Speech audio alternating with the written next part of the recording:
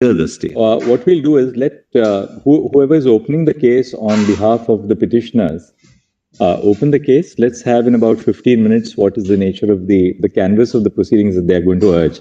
So we'll have to we'll form a better view after about, say, 15 minutes of their opening. Yes, I have something more to add, my lord. I adopt what the learned senior has said. Lord, the subject, your lordships are dealing with virtually, my lord, creation of a socio-legal system, socio-legal relationship of marriage, which, my lord, I'll come to, my lord, my preliminary objection would be, my lord, the domain of the competent legislature. When the subject is in the concurrent list, we cannot rule out the possibility of one state agreeing to it, another state legislating in favor of, another state legislative against it.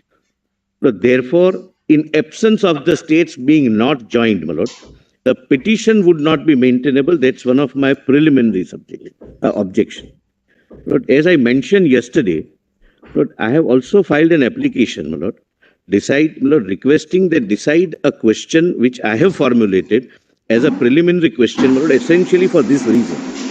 A, Lord, the notices were issued in January, my lord. We didn't have an occasion, my lord, thereafter matter was never heard in merits, to raise the preliminary objection whether this court can at all go into this question, or it would be essentially for the parliament, my lord, to go into that question. Second, my lord, we also, my lord, would like to point out what would be the repercussions, my lord, if the court were to take it upon itself, my lord, in the judicial forum, to take this call. The sum and substance of my application would be, if I were to say in one line, the debate which is to happen with respect to the subject matter of creating, conferring a sanctity, legal recognition of a socio-legal institution, should that be the forum of this honorable court or the forum of the honorable forum of the parliament? Mr. Solicitor, two responses to that. Lord, may I just one second, Mr. Rohit. The nature of your preliminary objection and the tenability of your preliminary objection will really depend upon the canvas which they open up. And we say that with a due amount of reflection of mind on this. Let us see what is the canvas that they are opening up. Second, so that then we can consider your response. Second, what is really in the nature of a preliminary objection that you seek to raise is really your response to the petition on merit. No, my lord. So we'll hear you on that. Lord, I'm sorry, my lordships may not preempt, my lord, my submissions on merit. We'll hear you, of course. I mean, it can't be lost to our mind that what you're going to argue is that this is obliged, my lord, your lordship will hear me, my lord. That it's essentially in the domain. Kindly allow me to clarify. Kindly enter into it. So we'll hear you on that at a subsequent stage when you are responding to the arguments. Second, once we have some picture in the first 15 minutes or maybe half an hour on what is the canvas they are arguing, we may have a response to them on what is the canvas that we want to open up in this matter. But that's after we hear them, because Lord, may I say, let me make my submission. To tell them that, well, this is what we want to be, which we want to go into, would be really to preempt their submissions on what they want us to go into it. For in all probability, for instance, they may say that this is so far and no further. Personal law, there are also issues of personal law, adoption, succession, several issues that arise out of this. And that's the canvas that your lordship should be looking at. Only one more thing. After my lord, Mr. Sybil comes. This is the canvas. We want to view how it is being opened up. Yes. And whether it's the whole canvas to be opened up, not to be. That's correct. That's they're not that we are not. No, your lordship. I'm just below the caveat that I'm just putting. You're right. Yes, you're right. There are other very complex issues.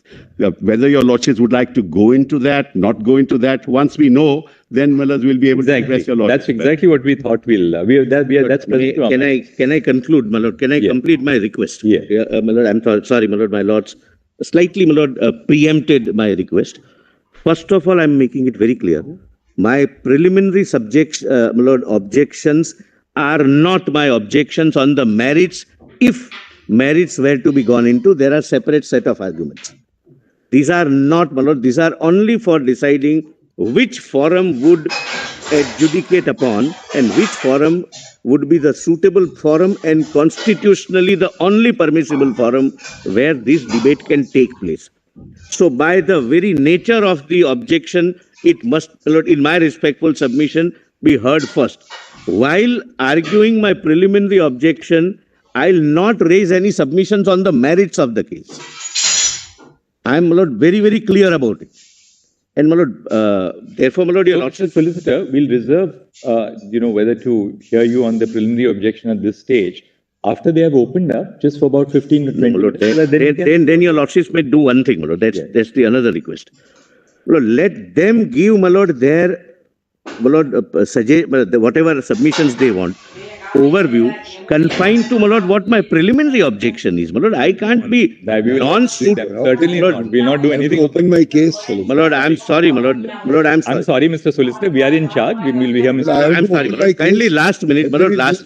Mr. Solicitor, we'll hear you later. Yes, Mr. My Roy. lord, only a minute, my lord, only a minute. No. My lord, your lordships may give me a minute. State to us how we will conduct the proceedings. No, I'm not, my lord. I am I'm not earnestly allowed that request. in my court. My lord, I am earnestly request. I would never do that. Your lordship knows, my lord. Yes. My lord, this is a matter, my lord, too sensitive an issue, where, my lord, your lordships would examine the preliminary submissions and, my lord, then give me some time. We may have to consider what would be the stand of the government, Sir. my lord, in further participation in this debate. So trust us to have a broader perspective of everything. Well, I fully trust, my lord. There is no question Therefore, of we lack are of trust. We want to understand from them what they want to argue. My lord, then, my lord, your lordships may give me time, my lord, to consider to what extent the government would like to participate in this. Anything but adjournment. And I think anything but an adjournment. No, I understand, my lord, your lordship's anxiety, my lord, I understand. I share that. So, sir, are you saying that you don't want to participate? No, But, my lord, I am only saying, participate is a prerogative you have. my lord, I'll not go that far, my lord. No, Mr. Listen, that, let me say that. It didn't look nice. When you say that we will see whether we participate or not. No, my lord, I'll take instructions. I didn't say I'll not participate. Instructions are here with this constitution. My lord, the instructions on the question whether which forum should debate and discuss this subject. It's a very important situation itself. That's the main this thing. Whether the court can go into it or whether only parliament will legislate an issue like this. My lord, your lordships would examine, my lord, kindly give me 2 more minutes. My lord, this is not an issue which can be debated, my lord, by 5 individuals very learned on that side, 5 individuals on this side, 5 very brilliant minds on the court, no doubt about it. None of us knows what are the views of, my lord, a farmer in South India, a businessman in, my lord, Northeast. My lord, these will have to be, my lord, this will have social and other ramifications. Yes, of course. We'll consider that. We'll certainly have that in My lord, mind. your lordships, I'm sure would consider the request. Only request is kindly consider that first. No, we'll allow them to open the case so that we have Lord, an idea on what they my are. lord, rule on that. That's my prayer, my lord. That's May I my submit, prayer. my lord? Yes. A short preface first. Statement of state, my lord, on behalf of state of Madhya Pradesh, which your lordship was kind enough to direct. But we'll hear you. There's no difference. Not Your for lordship may hear any intervention, state. We have no objection. Your lordship may hear any state. No, not But just as a intervention. preface, No, you should have everything joined which the every solicitor state has as a- said does not, my lord, hinge on maintainability of a petition under 32 by an individual who complains that his fundamental rights are being restricted in some form. I have a right to approach this court. This will be a defense whether your lordship will leave it to the legislative forum or the courts forum. There is no question of saying, my lord, that I should answer that first. I will open my case. They will raise a defense. Please don't touch it. Throw it away. Your lordship do it all the time. Matter of executive policy, we won't touch it. He will say whatever he has to say. But I have a right to file a 32. I have a right to be heard. My lord, my grievance may be right, may be wrong. Your lordship will deal with it. And your lordship will deal with their responses about, my lord, this, that or the other. When it comes, it's not a case of 7-11. That, my lord, a suit is barred by operation of law. That is a preliminary objection. This can't be a preliminary objection that your 32 is there, but the impact of 32 will be this or that. No, it's That maintainability. impact can These are never be a part preliminary Lord, objections. of a preliminary objection. That be a defense. That don't touch it. This is too overbroad. This, that. They will say all that, my lord. So now, my lord, let me open my case. Yes. Well, only one aspect, my lord, and I, Please, my lord. Yes. ultimately it's Allow the us to lordship's prerogative. But I should not, my lord, be, my lord, told after, my lord, generations after generation, we did not bring this to your lordship's notice. in Special Marriage Act as well as in Hindu Marriage Act, every state have separate rules. Please. That makes more, my lord, case for calling all the states and hearing them. Your lordships have, my lord, partial view from both sides. Only one. He is very clear about his view. I may be very clear about my view. But none of us represents views of the nation. Milord, So that's my preliminary objection. Milord, the Solicitor General is aware of all the persons that we are talking of fundamental rights. Fundamental rights by their very nature are a limitation on the legislative power of the state.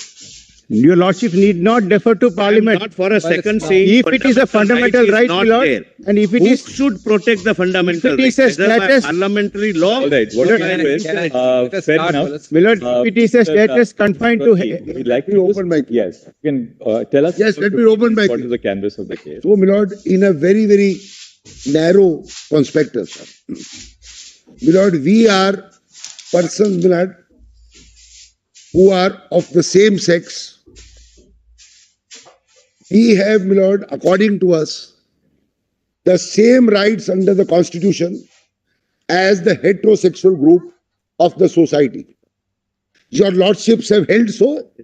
I don't need to reinvent the wheel. That we have exactly the same rights as our brethren of the heterosexual group of society, which is the majority. We are a minority. Lord, the only stumbling block on our equal rights, equal opportunities, equal dignity, equal, Lord, fraternity was, my Lord, 377. By virtue of 377, our actions were subject to criminality. Because it was criminality, my Lord, it could not be equal in all measures of the heterosexual group. Criminality is now gone.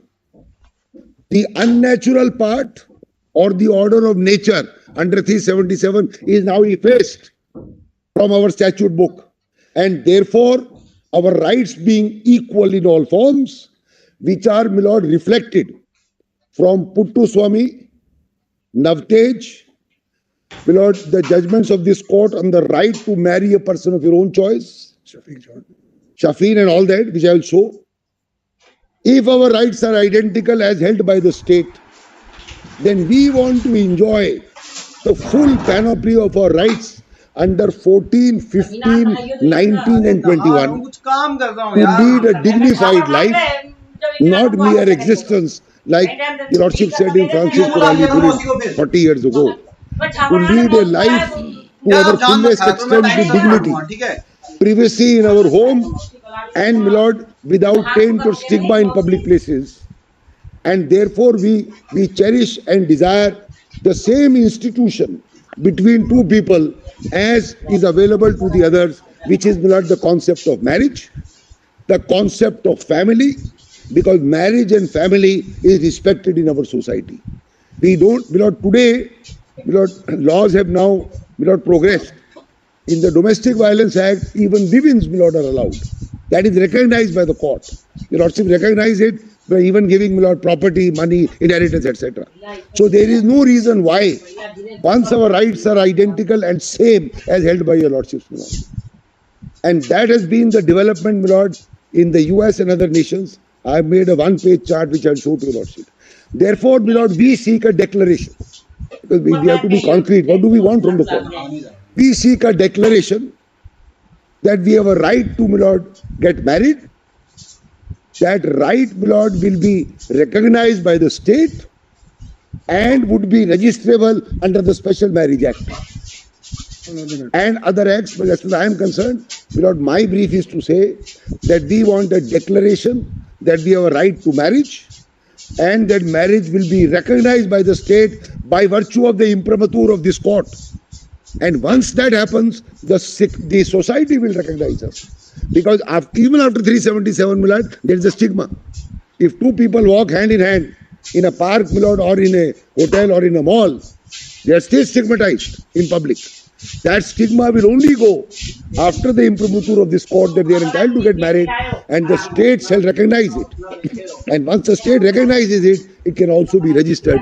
And that will be full and final assimilation of this minuscule group my lord, into Okay, assuming that you seek a declaration from the court yes, that queer people belonging to the queer community, Yes.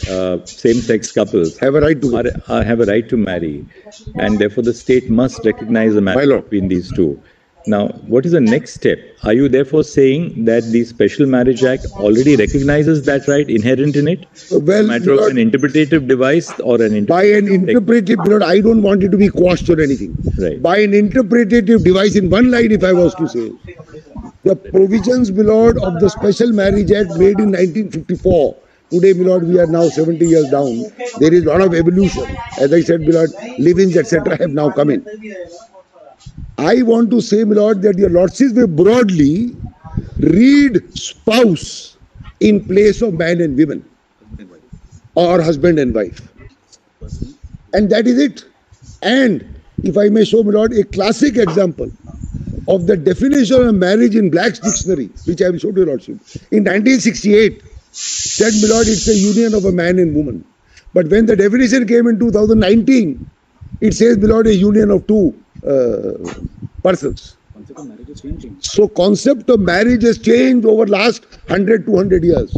We had concepts of, my lord, group marriages. We had very different concepts. We had concepts of child marriage. We had concepts of, my lord, temporary marriages. We had concept that, my lord, prior to the Hindu Code Bill introduced after by Pandit Nehru, my lord, in 1950, a person could marry any number of times. That, my lord, also changed. Hindu Code Bill, my lord, was not accepted. There were a lot of protests to this new avatar of the Hindu Marriage Act. It was not accepted. And Dr. Ambedkar had to resign. Then came the evolution of Hindu Marriage Act. Now in Hindu Marriage Act itself, my lord, in 2005, the rights which were restricted of women, starting from the Women's Right to Inheritance Property Act in 1937, all that has now changed, my lord. And full rights are available in 2005. So, my lord, Constitution is a living document. The preamble says, my lord, equality, fraternity. And I will read passages of, my lord, the Chief Justice, my lord, judgment, my lord, in Navtej, in Puttaswamy, in Shafin, in Deepika, and Justice Kaul, my lord, also referring to it. This is the thread. If this is the thread of the Constitution, equality, fraternity, justice to all, today we are a part of the all. The only thing which was stumbling, my lord, was that criminality. That is now gone. If we are a part of all. So really, your analysis is two-step. One, the declaration of marriage as a fundamental right My lord. as being implicit in the constitutional guarantee My lord. 14, 19 and 21. No, as interpreted by your lordships, my lord, in Puttaswamy, Navtej, course. basically. And then step two, the second limb of your submission, that this also can find recognition by a reading, My lord. an appropriate My lord. reading of the My lord. Special Marriage Act. My lord. So you're not going into the broader issue of personal law and other things, we take it. Right? No, my lord, I am not. Right. And I am not also touching any personal law of Muslims, etc., my lord. Somebody may raise an issue, I am not. Hindu Marriage Act, yes, but basic first will be Special Marriage Act. And your lordship knows, my lord, a legislative tool in the Indian legislative devices has always been that the definition clause always starts with, my lord, your lordships are aware, unless the context otherwise requires. That is the elasticity given to every legislation more or less in this country by Parliament, that you have to, my lord, adopt or adapt to 20, 30, 50, 70 years later. Can't keep changing the law. Can't keep changing definitions. So you have, unless the context otherwise requires. So if the context requires that a man and a woman or a husband and wife to be treated as persons or spouses, your lordship will do it by an interpretative route. Number one. Number two, this question, that whether, my lord, the court should wait for the legislature to act. Firstly, it arose, my lord, in Navtej. The court, my lord, entertained rather than waiting for the government to, my lord, remove it or not remove it. But there is, my lord, authority for the proposition. In, my lord, Navtej, Shaira Banu, Puttaswamy, that the court need not wait for legislative, my lord, interference. And if it is brought to the court's notice that my fundamental right is being restricted, my lord, by the state or by the society because of its mindset, which has to now open up, the court's duty is to act. That is, my lord, clearly laid down. My lord, our lives are passing by. We are getting older. We also want to have the respectability of a marriage, respectability of a couple. What is the point of saying that only criminality in your bedroom is removed? But beloved, when you go out, there is a passage of Justice Chandrachud, beloved, in one of those judgments, that what matters is what happens in a public space. What is the concrete position? If today, beloved, what is the position? All right, 377 is gone. But if these people, call them queer, call them strange, people call them all different names. If they were to go to different places, people look at them. Look, they are going this way, they are going that way, they are doing this, they are doing that. That, beloved, that is a restriction or an infringement of my right, which is Article 21, to, beloved, live with dignity, freedom, privacy, full expression of thought under 19(1)(a), no discrimination under 14, and, beloved, in 15, as the Lordship knows, there will be no discrimination only on the ground of sex, caste, creed, etc. And only on the ground of sex, Lordship judgment, Justice Chandrachud, talking about Dargesh Mirza, that Air India case, and, beloved, that Anuj Garg, that, beloved, the Delhi hotels case where, beloved, women could not, beloved, become employees. So your Lordships have accepted Anuj Garg, which is an expensive definition of sex to mean sexual orientation. Sex does not mean, beloved, only male, female. And your Lordships have, beloved, discounted the verdict in Dargesh, clearly. So Anuj Garg has been accepted by Lordship Justice Chandrachud in the judgment, and also, beloved, in Nalsa, where we're dealing with transgenders. There are passage after passage that if you have to give them equality, that equality, beloved, also must reflect positively. So you have the negative part, don't discriminate. There is a positive part in 14 and 15, affirmative action also. Beloved, sorry to say that Nalsa said that give them reservation. Years ago, nothing is done. Years ago. Your Lordship judgment, beloved, in Navtej gave full publicity. Today I read in the Indian Express, today, your Lordship judgment says give full publicity. People must know that it's not a criminal offense. Don't look at them with this stigma. Beloved, years ago that judgment was delivered. Nothing done. And the three ministries today say, we have not done anything and we are not supposed to do anything. If this is the state of affairs of legislative, beloved, interference or legislative response to judgments of this court, I have no choice but to knock at the doors of this court and say, beloved, I have a sense of deja vu. I was here, I opened the case on 377 years ago, before 5 judges, 5 years ago, in this court. This is how, beloved, we reach step 1. And there is a passage in Justice Chandrachud's, beloved, verdict, which I will show, beloved, that this was the first step. That is that sense. This was the first step. Remove that obstacle. Bring them up to the mark with the others. They will walk, beloved, shoulder to shoulder. The Constitution said secular. What is secular? Regardless of caste, creed, color, sexual orientation, full expression. So we are a part of one homogeneous whole, but with the similarities of caste, creed, color, religion. But everybody is entitled in our secular polity, a pluralistic society. Justice Abarwal, beloved, in Coelho, secularism is a part of basic structure. Equality is a part of basic structure. If they are a part of basic structure and a part of the triangle, beloved, I would say quadrangle, not triangle, 14, 15, 19 and 21.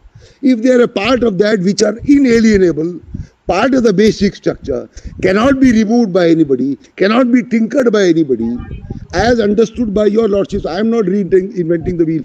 Whatever I am saying, Lord, is actually a paraphrase of what I have read in the last couple of days from those judgments. And I will show you some passages. I am only going to put the pieces together, beloved.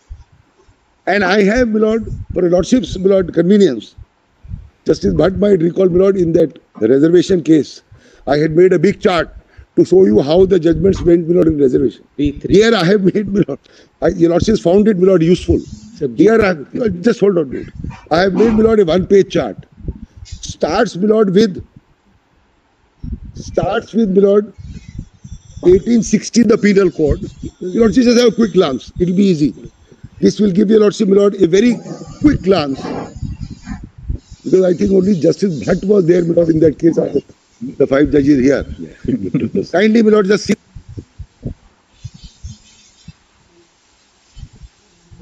Input my juniors, not by me. I only dictated, my lord, the flow. So yes, so today is the rainbow, my lord. This is the rainbow. Kindly see, my lord, Penal Code by Macaulay. In fact, Justice Chandrachud has used, my lord, the full name of Macaulay, which I didn't, which said Babington. Yes. Then, my lord, these were laws introduced in different colonies under the British Empire. 47 is our constitution. 67, my lord, was the Sexual Offences Act enacted by Parliament, which legalized homosexuality in 67. Now see, my lord, September 96, US is very, very, my lord, interesting. US federal government enacted DOMA, which stated that federal law shall not recognize the same-sex marriage. Because, my lord, pausing here for a minute, some states had started recognizing.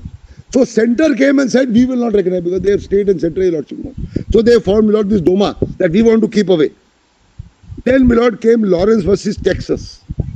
This was a case where there was a raid, my lord, in the house of Mr. Lawrence. And during the raid, he was found to be, my lord, committing an act which was held to be this unnatural act. And he was then charged.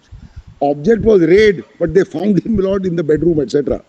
So, in Lawrence, my lord, the Supreme Court upheld the right of Lawrence. It struck down, my lord, that Texas law, which was, my lord, akin to our 377. Then came Nas. Now see 2013. In Windsor, my lord, the Supreme Court struck down DOMA. That is, that federal law was struck down by the Supreme Court, my lord, by the US Supreme Court. Then came, my lord, Kaushal, which reversed, my lord, the Delhi High Court. Then 2013, the UK Parliament enacted another act to confer equal rights and protect dignity of same sex. 2014 is our NALSA. Now mark 15. In 15, my lord, in Obergefell, it recognized the rights of same sex, legalized the same in the country. My lord, your lordship may mark and I will show the definition of marriage in this judgment is classic. What is marriage? How, my lord, important it is. I'm going to show that. How important it is. And this happened, my lord, in 2015. And this is referred to, my lord, in Navtej and Shaira Banu both. Then, my lord, came Puttu Swami. I am not reading, my lord. But there are some passages, my lord, of His Lordship Justice Chandrachud, as His Lordship then was. And I have given those passages which I am going to read. And some passages of Justice Sanjay Kaul. Then, my lord, Shafeen Jahan and Shakti Vahini. Here also, my lord, if I may say so, the common thread is the Chief Justice. In regard to, my lord, the right to marry a person of your own choice. If you have a right to marry, my lord, a person of your own choice in the heterosexual group, and we are identical to them in terms of our right, it follows, it's QED, it follows that we should also get it. And therefore, you will have to, my lord, qualitatively interpret the laws which were framed in 54 to now fall in sync with what your lordships have said in the last 5 years. That is, my lord, Shafeen Jahan. Then came, my lord, Article Section 373 of Johar. Then in 2022, US enacted Respect of Marriage Act for protecting validity of same-sex marriages. Currently, 31 countries recognize the same-sex, but I've given the names. Then came Deepika Singh, Lordship, Lord the Chief Justice. Again, right to marry, familial relationships, or even queer relationships as they are called, is specifically, my lord, dealt with, and that it should be, my lord, can be a family unit, etc. Now see, my lord, the last definition of marriage in 1968 in blacks. Marriage as distinguished from agreement to marry and from the acts of becoming married is a civil status condition relation of one man and woman united in life, in law for life for the discharge the other and communities of duty legally incumbent or those whose associations follow definition of sex. Union relies on no. Now, my lord, your lordship may mark here, the union relies on the 1968 definition in the counter affidavit. A detailed counter has been filed by the union of 40 pages. So it's not correct to say that I have to now again look at, my lord, what the government will say. They have filed a big affidavit. Very big affidavit. And they rely, my lord, on the 68 definition. But see, my lord, the definition of 2019, after, my lord, society has evolved. The legal union of a couple.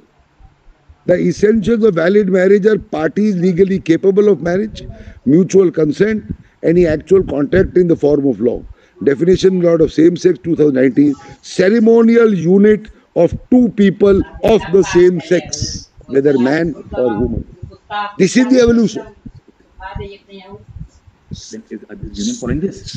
So, my lord, union, government of India is following blacks, but it is following an antiquated edition. If you are following the same, my lord, definition or the same dictionary, I say follow the latest version. You can't follow a version, my lord, which is 50 years old. So, ultimately, my lord, it is this, not the Chief Justice has put it. I want, my lord, I request, not want, I request. For example, my lord, the two petitioners in the first case, who are they? Two individuals who met, who had a bond of faith, love, partnership. They want to, my lord, reach the status of a married couple, like the other persons, and have a family. They cherish the same, my lord, what is cherished by the others. They want to lead a dignified life, what the others also lead, and not always to be looked upon. Look at them, look at them. For that, your lordships have removed the one block, that they can't go to jail.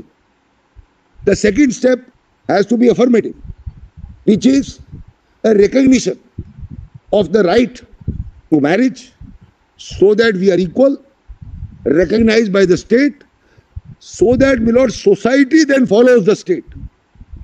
Because society, my lord, is resistant to change. Human beings are resistant to change. So society follows what the law is, and the law is what is, my lord, said in parliament or what is declared by this court.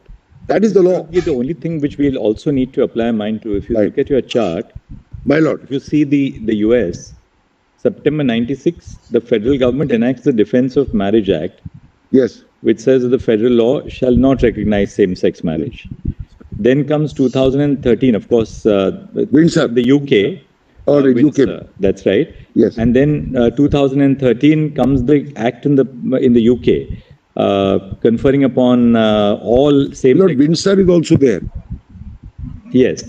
Windsor, Lord, 2013. Yes, that's right. Windsor. When Doma was struck down, the federal law was struck down. And struck down Doma. My lord. Right. Then comes in the UK, you have a legislation which recognizes same-sex relationship. My lord. And then finally in 2022, you have the US Respect for Marriage Act. Yes. 2022. Yes. So you had in the US something which was debilitating, which was removed from the statute book. Then you have something positive which is enacted in the UK, and then which is enacted in the US as well, the 2022 legislation. Now, what we therefore have to really consider is exactly what the other side is Yes, urging. yes, I understand That the drift of the question. Anyway. These essentially matters where even in the US and the UK, legislature has intervened earlier by outlawing and later on by recognizing. In the absence of legislation, how does the court go about it? Yes, I understand the question. Is there a contra? I mean, is there any indication in our legislation precluding the court? Yes. Or is there a legislative space within which the court can then I understood the question. My respectful submission, my lord. One, my lord, your lordship may see the judgment is over Jeffel in 2015. What is the right of marriage and what is the constitutionality of an enforcement of right of marriage? Because what they are saying is, you live together, you want to do whatever you want, but you can't tell that you want to perform whatever ceremony you want to do or whatever you call it as a marriage, but you can't give an imprimatur and say that that will be registered or recognized. Therefore, we'll have to go back to what is the enforceability of a right of marriage. So, my lord, if I may answer first the Chief Justice. My lord, if your lordship sees 2015, I have understood the drift, my lord, there the legislatures acted.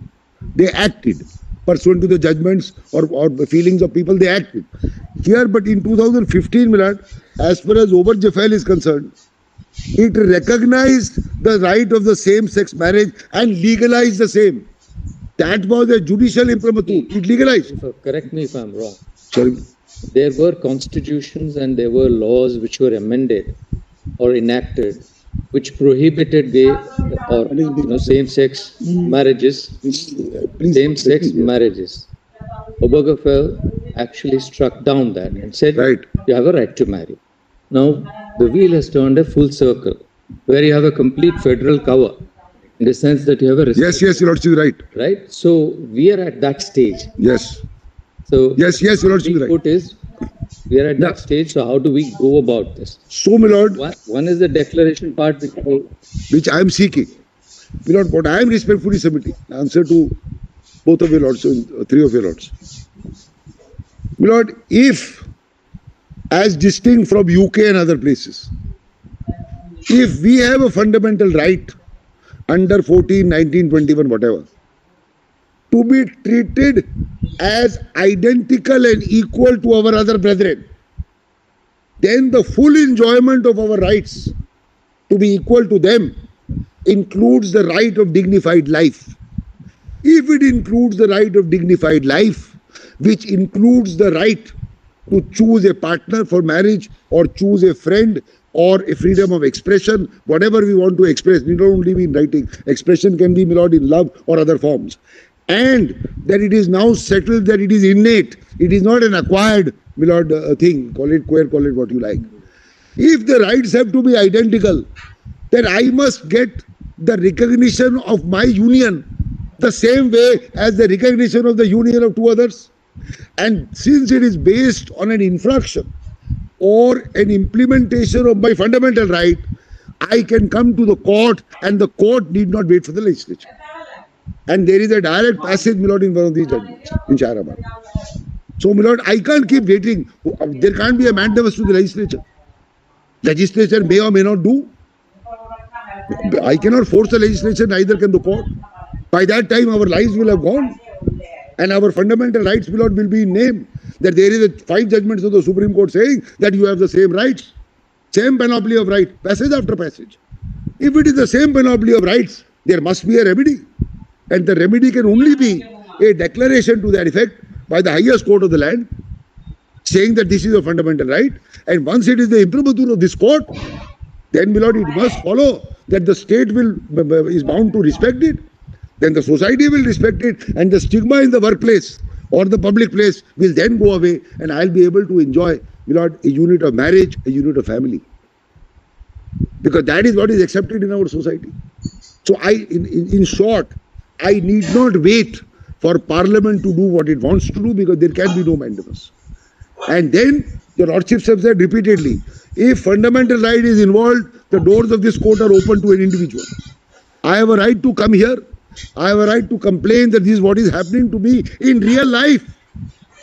You know, it is happening to us in real life. When we go out, when we talk, when we meet people. Slowly, my Lord, it is being accepted because the criminality is gone. But not to its full panoply. People say, what right have you to get married? Which law? Which court? You got a judgment from the Supreme Court in the first one. Where is the second one? So unless and until, my Lord, I get a recognition of law under Article 141, because that the other legislative thing is not available to me. Vishakha or whatever. If I have, my Lord, a right, that right must be examined by the court, and if found, it must be guaranteed. 32 itself is a part of fundamental rights. It must be guaranteed by the court. How will the court guarantee it? My Lord, it's not a case of property that the Lordship will take it from him and give it to me. Or some money, my Lord, taken from me and give it to him. Your Lordships will, my Lord, give it by a process which is known to law, which is, my Lord, interpretation of my fundamental rights, and thereafter interpretation of the law concerned. And then leave it to Parliament that this the court has done. If you want to formalize it in law, as Justice Bhatt put it, if you want to formalize it in law, you jolly well amend the act or bring a new act, as these countries have done. But if you don't, my Lord, the law can't remain static. Law moves, society moves, there's evolution. Rights are different, things are different, thoughts are different. Therefore, the court will act when it is called upon to act. it will do whatever it can within, my lord, its judicial parameters. So, in other words, like two alternate lines of approach for the court. Assuming you are right that you're entitled to a declaration. Yes. I mean, assuming, of course, we have to hear the other side. Assuming you are right that there should be a declaration of the right to marry, then there are two courses of action according to you. Either the court then finds a legislative void in that Parliament has not legislated Right, explicitly to recognize the right of marry. And therefore, finding a legislative void, you supplant that Yes. deficiency so long as Parliament My enacts lord. law. The other option is to locate the modalities for implementing that declaration Yes. in existing law. Correct. So, my lord, my short, respectful, most respectful answer would be, if you take Vishakha as an example, in Vishakha, there was no law at all. The court laid down a set of rules which was to work as interim law, if I may use that phrase, interim law or rules and regulations under Article 141 till, my lord, Parliament acts. Parliament then acted. But the void was filled up in Vishakha in this form. I am saying that in our case, because of our past history, Vishakha had no history. There were no cases before that. We have past history of Puttu Swami, Navtej, all these cases, Shafin, etc., etc. In that past history, all I am requesting is the second step, and the second step to be implemented not by the Vishakha rules, but by virtue of the law already available by, my lord, a process of legislative interpretation. That's how I would put it.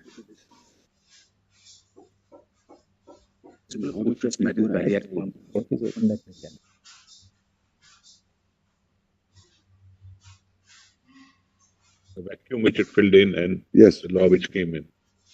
Are you canvassing for filling in a vacuum, leaving it to the legislation to do what it wants?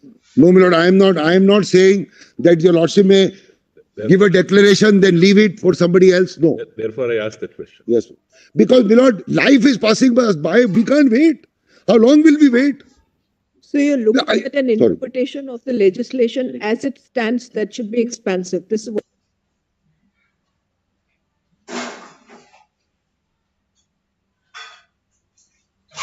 But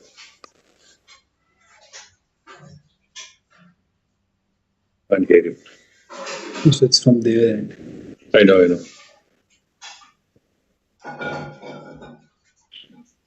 I can't hear that conversation.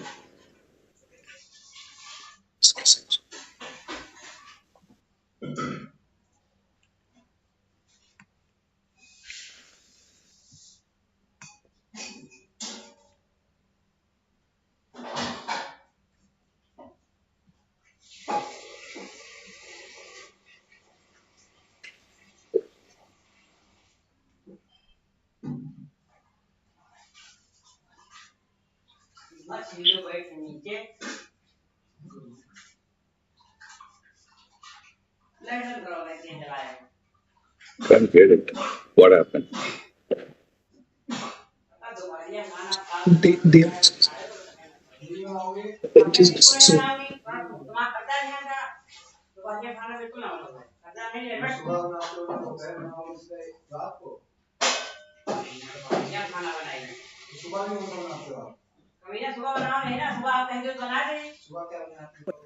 If I have a constitutional or a fundamental right, and your lordships declare so, and this act remains the same, then there is a conflict between this and the constitutional or a fundamental right so declared. So one way is that this must give way to the constitutional declaration. We don't want it to give way. The simpler way is to read it down, to be in accord with the declaration, my lord, which I am seeking. Yes, because, my lord, legislative drafting of 1954 to, my lord, my constitutional right after 50 or 70 years. This drafting cannot stultify what I am constitutionally entitled to get. If I am right, my lord, if I am wrong, it's all over. If I am right to get a declaration of the nature that I am seeking, my lord, in 2023, then there is no way that, my lord, a drafting of a statute in 1954 will, my lord, we will.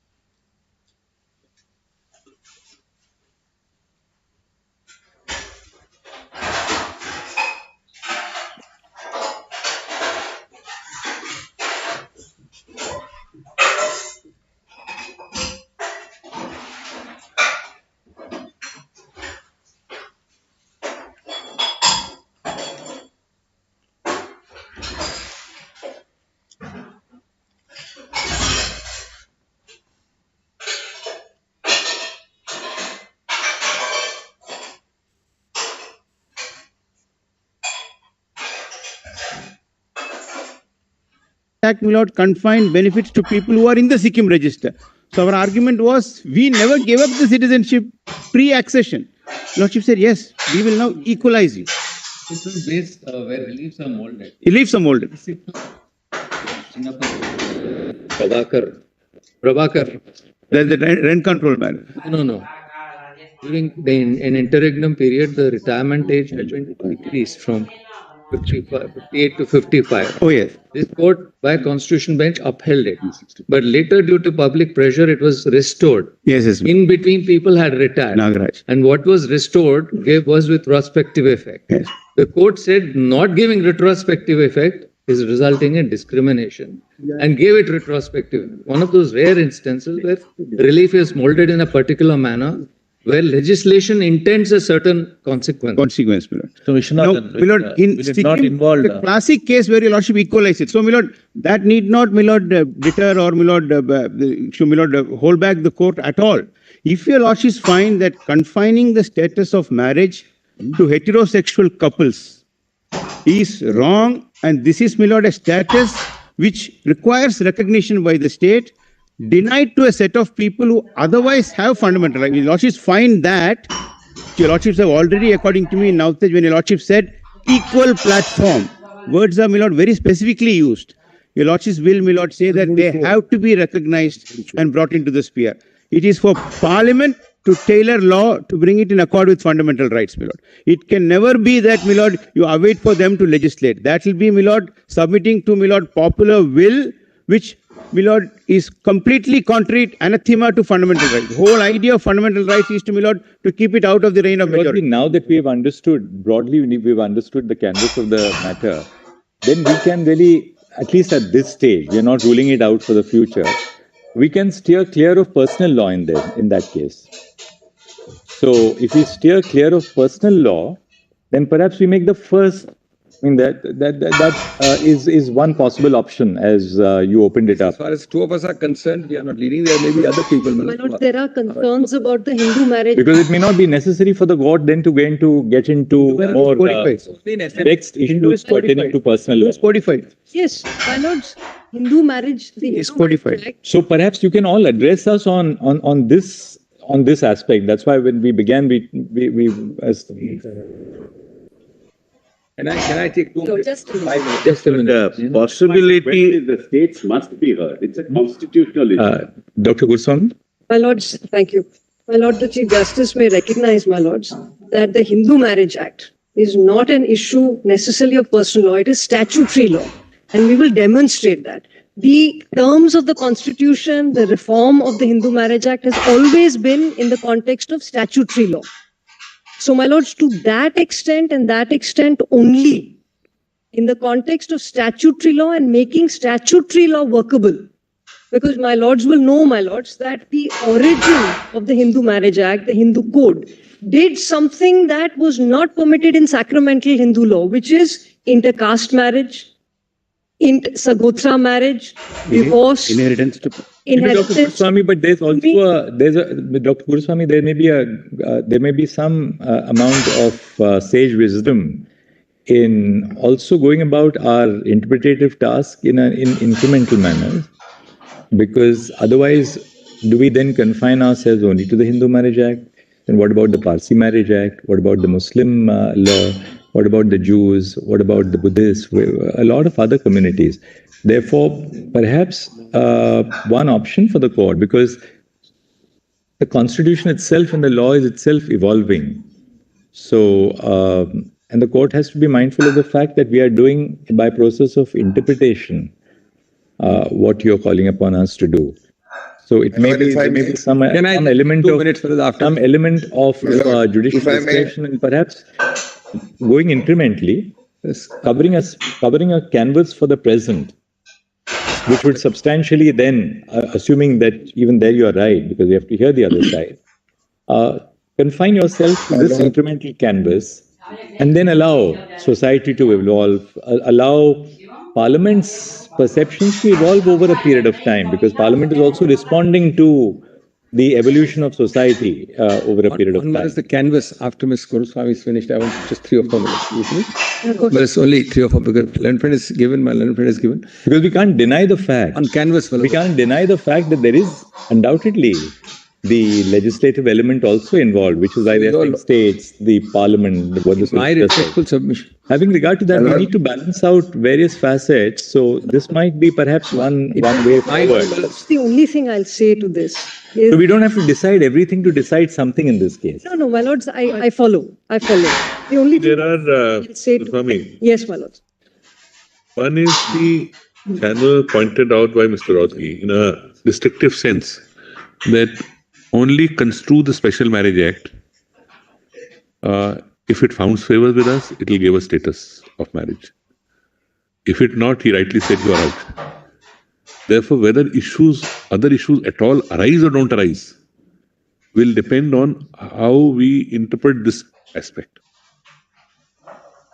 Other issues may survive for another day, or may not survive for the time being for another day, depending on what view we take on this core issue.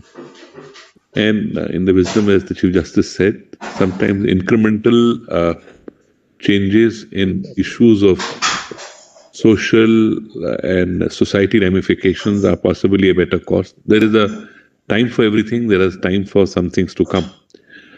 Therefore, what was being suggested was, can we, for the time being, confine it only to this limited issue? Don't step into, let me complete. Don't step into personal law issues under different religious norms. Don't get into any of those issues.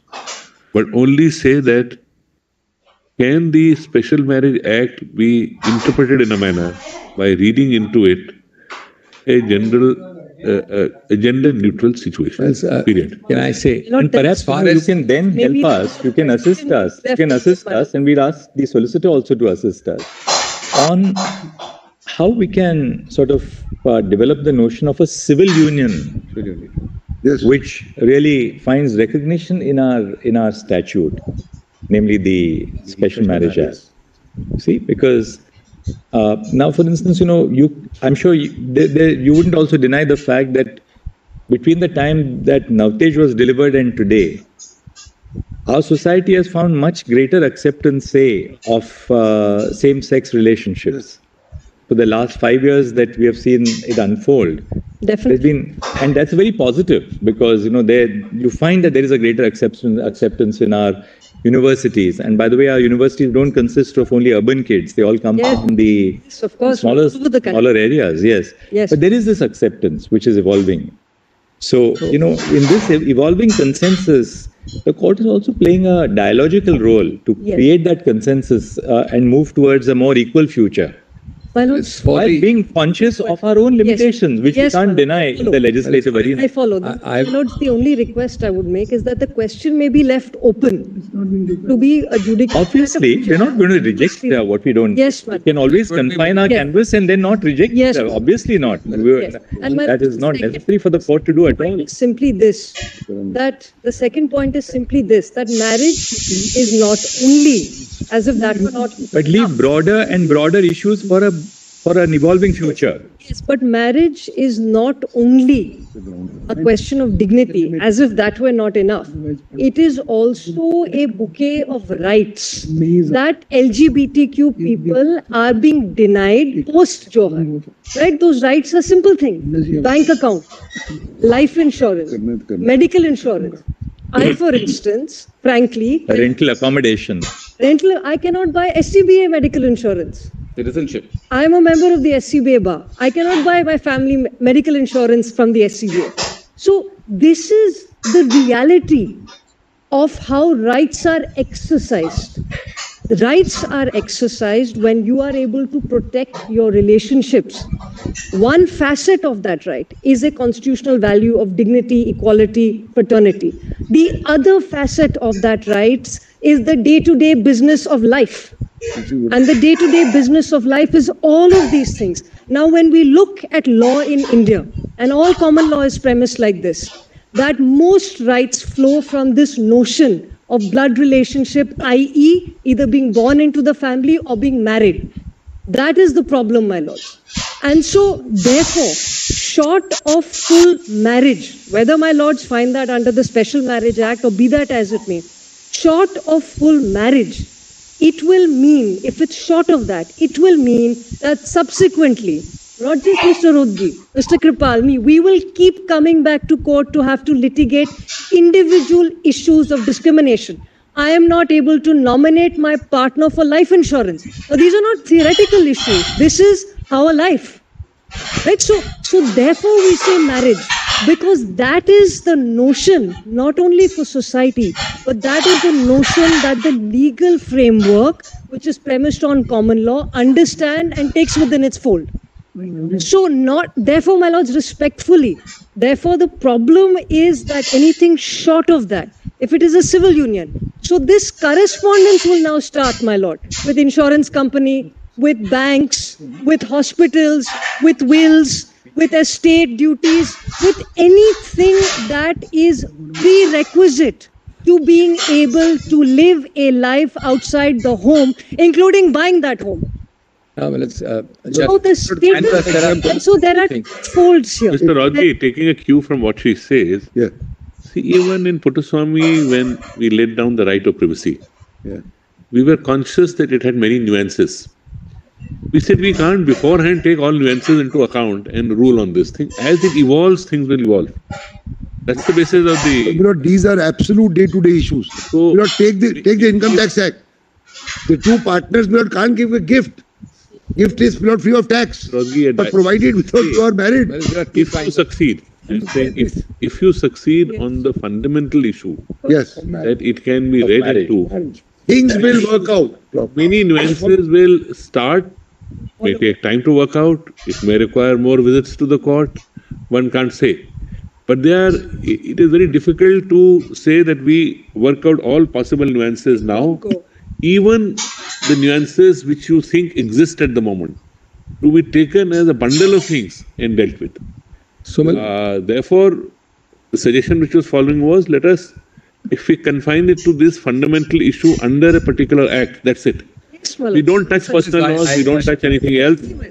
We don't get into anything else. But on the canvas, I want to say this. Yeah. On the canvas, just 1 second, but on canvas, there are two words here. Of course, on the confinement, it is a great respect, a better, profitable way of doing it. There are very valuable arguments by the Hindu Marriage Act batch, or even by other person laws. Both of us, in the two lead matters, are not arguing that. We are only in SMA. So, a way to start would be to limit it there. I entirely bow down to what is falling from my lords. But on the canvas, just 3 or 4 minutes. So there are two crucial words here: marriage and persons. Same sex is a slight misnomer. The correct word is person, not same sex. I'll just take 3 or 4 minutes first. marriage largely, my learned friend has covered. Well, there is two categories of consequences. These are consequential issues she is raising. One is the minor or major secular consequences of marriage. Your lordship is not in this matter. In the event that your lordship holds marriage to be this way or that way, not creating an empty shell called the word marriage. It has to have some consequential benefits. Marriage, well, in any case, now you can have a live-in. You need not even call it marriage. It is because of the consequential benefits. So your lordships may need, this is entirely a lordship discretion. I understand it's a great advance in law if your lordship even were to interpret same person marriage as a marriage. I'm not at all diluting or reducing that. But your lordships, according to me, even in this more limited canvas, must consider traveling a little ahead. One category is what my learned friend has said. These are secular incidents of daily life. They involve nothing beyond that. And your lordships can have a reasonable listing. Now, there are larger issues which your lordship will explicitly keep open. I would say that even those can be covered by marriage, but possibly, we are too early to start doing that. There is succession law, certain aspects. There is adoption law, certain aspects. There is certain other things. We are not at all giving it up or lessening it. But your lordships in this, the crucial word which fell from the Chief Justice is incremental. I always believe that your lordships in such matters is like a rubber band. Your lordship expands incrementally slightly. You stretch the rubber band too much, your lordship is pushing pressure that the rubber band will break. Because that slowly movements is on the societal view of the rubber band. Now adoption, according to me, is crucial. There may be some non-adoption issues which your lordship may not consider crucial. I'm not able to, in fact, itemize. But your lordship will guard against holding on the left hand, in the event your lordship so holds, that marriage of same persons is valid, and on the right hand, make it an empty shell. That is point one. Point two of the canvas is even more important. The point arises from not having to come to your lordships every day. That's why I said the word is actually more appropriate. I've looked into this, some literature, same person. Now, your lordship has got, one is heterosexual marriage. Lordship will call it this side. One is man-man or woman-woman, which we call homosexual or lesbian on the other side. Now, there are two actually parameters of differentiation. One is sex-based, which must include between the man and woman sex, there is also a whole range of combination of persons with special biological features. It's not only man, it's not only woman.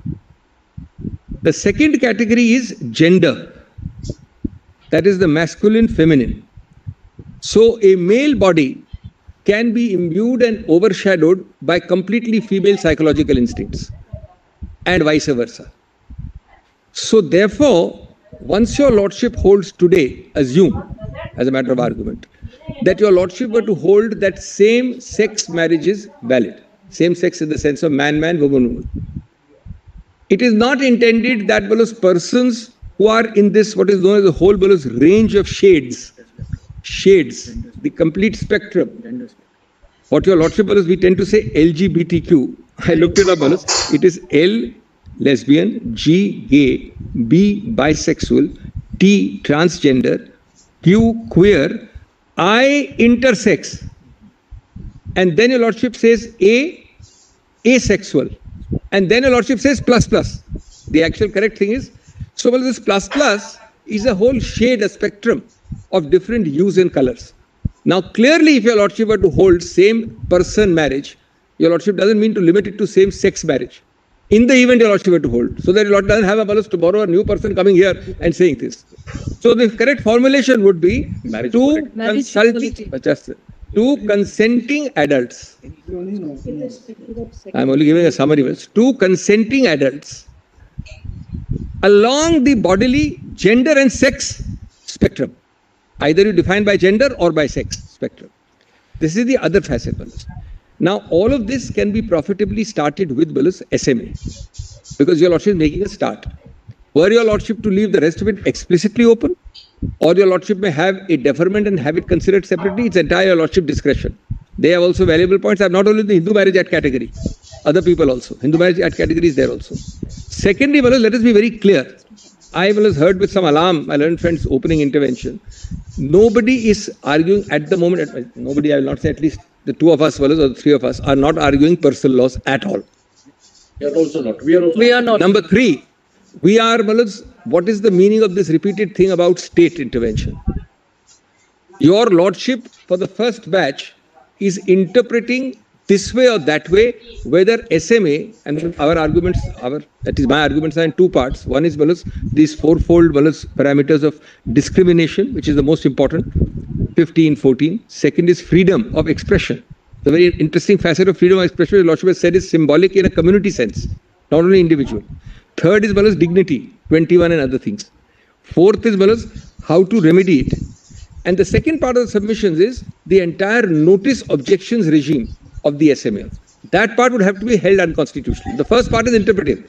If your lordship is with us on that, the second part would have to be unconstitutional. The notice issue is even in a heterosexual marriage, because you are saying that even in a heterosexual marriage, the fact that you have to give a notice and have people object to whether there should be a marriage or not is unconstitutional. The funny part is, and this is just an aside, that the object, howsoever noble, of having this section 5 to 10 regime is being proved by statistics on the ground to have the exact opposite effect. Exact opposite. Your lordship invites opprobrium, oppression, physicality, violence, elimination, extermination. And I am asking myself one question. Your lordship has conditions of marriage in all, even Parsis, Christians, Hindu Marriage Act, other acts. Conditions of marriage are there, but something or the other is there. If you give an affidavit saying I am satisfying the conditions, and your lordship subsequently files the affidavit to be false, or any spouse finds it, or even a third party finds it can be struck down. It's void or voidable, it's struck down all the time. You don't need to have a notice period in advance after the conditions. This is peculiar to only the SMA. Your lordship is not allowing those conditions to be violated by the non-following of objections. It's a absurd situation. Now that being the situation. Yes.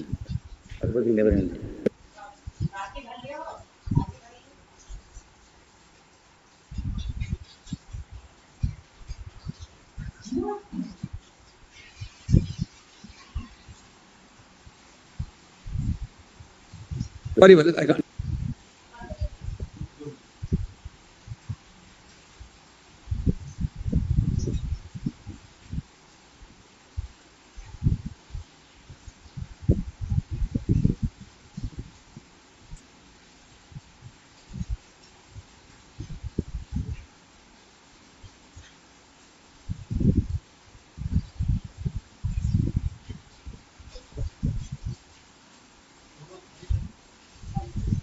This intervention about state objections. No, I am saying therefore,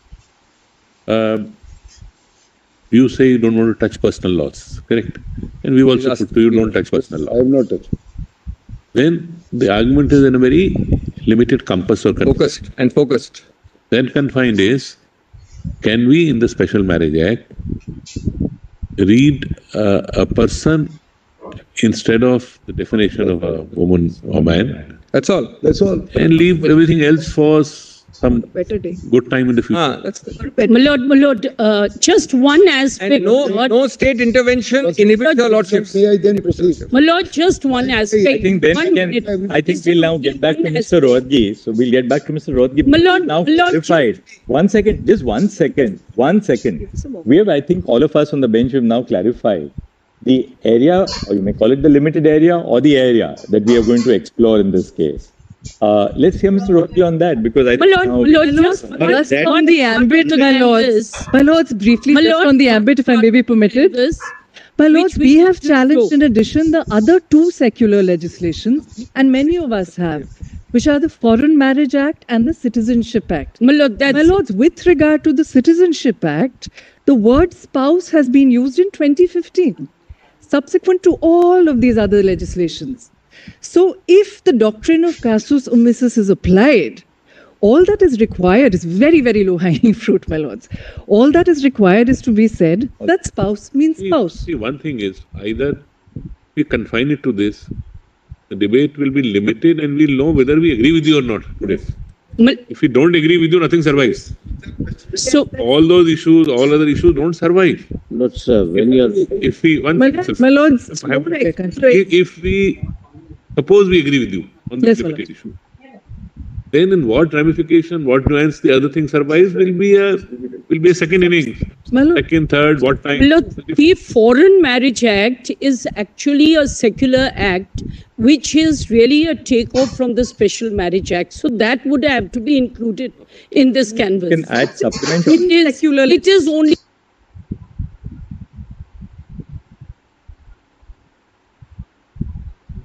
Let's do this. Let's do this now. We'll now start with Mr. Rodgi's submission, so that we can now look at it. We can now look at it with a sense of a constitution bench hearing. So that it's there. My lords can tell us whether we should then address. My lords, as Dr. Singhvi has already addressed, the petitioners before you are not necessarily same-sex couples. In fact, in my petition, the Rituparna Bora petition, there are petitioners who have anonymized themselves because they are coming from oppressed castes and communities. They are trans persons, irrespective of sexual orientation or gender identity. The relationships are in place, but perhaps same-sex will not include them in that description. Yeah, therefore the emphasis is on personhood. Same person. Same person. Aspect, we are also person family. Consenting adult. Typical family. Can they be, like there is a live-in, can they be a chosen family, particularly when my natal family is hostile?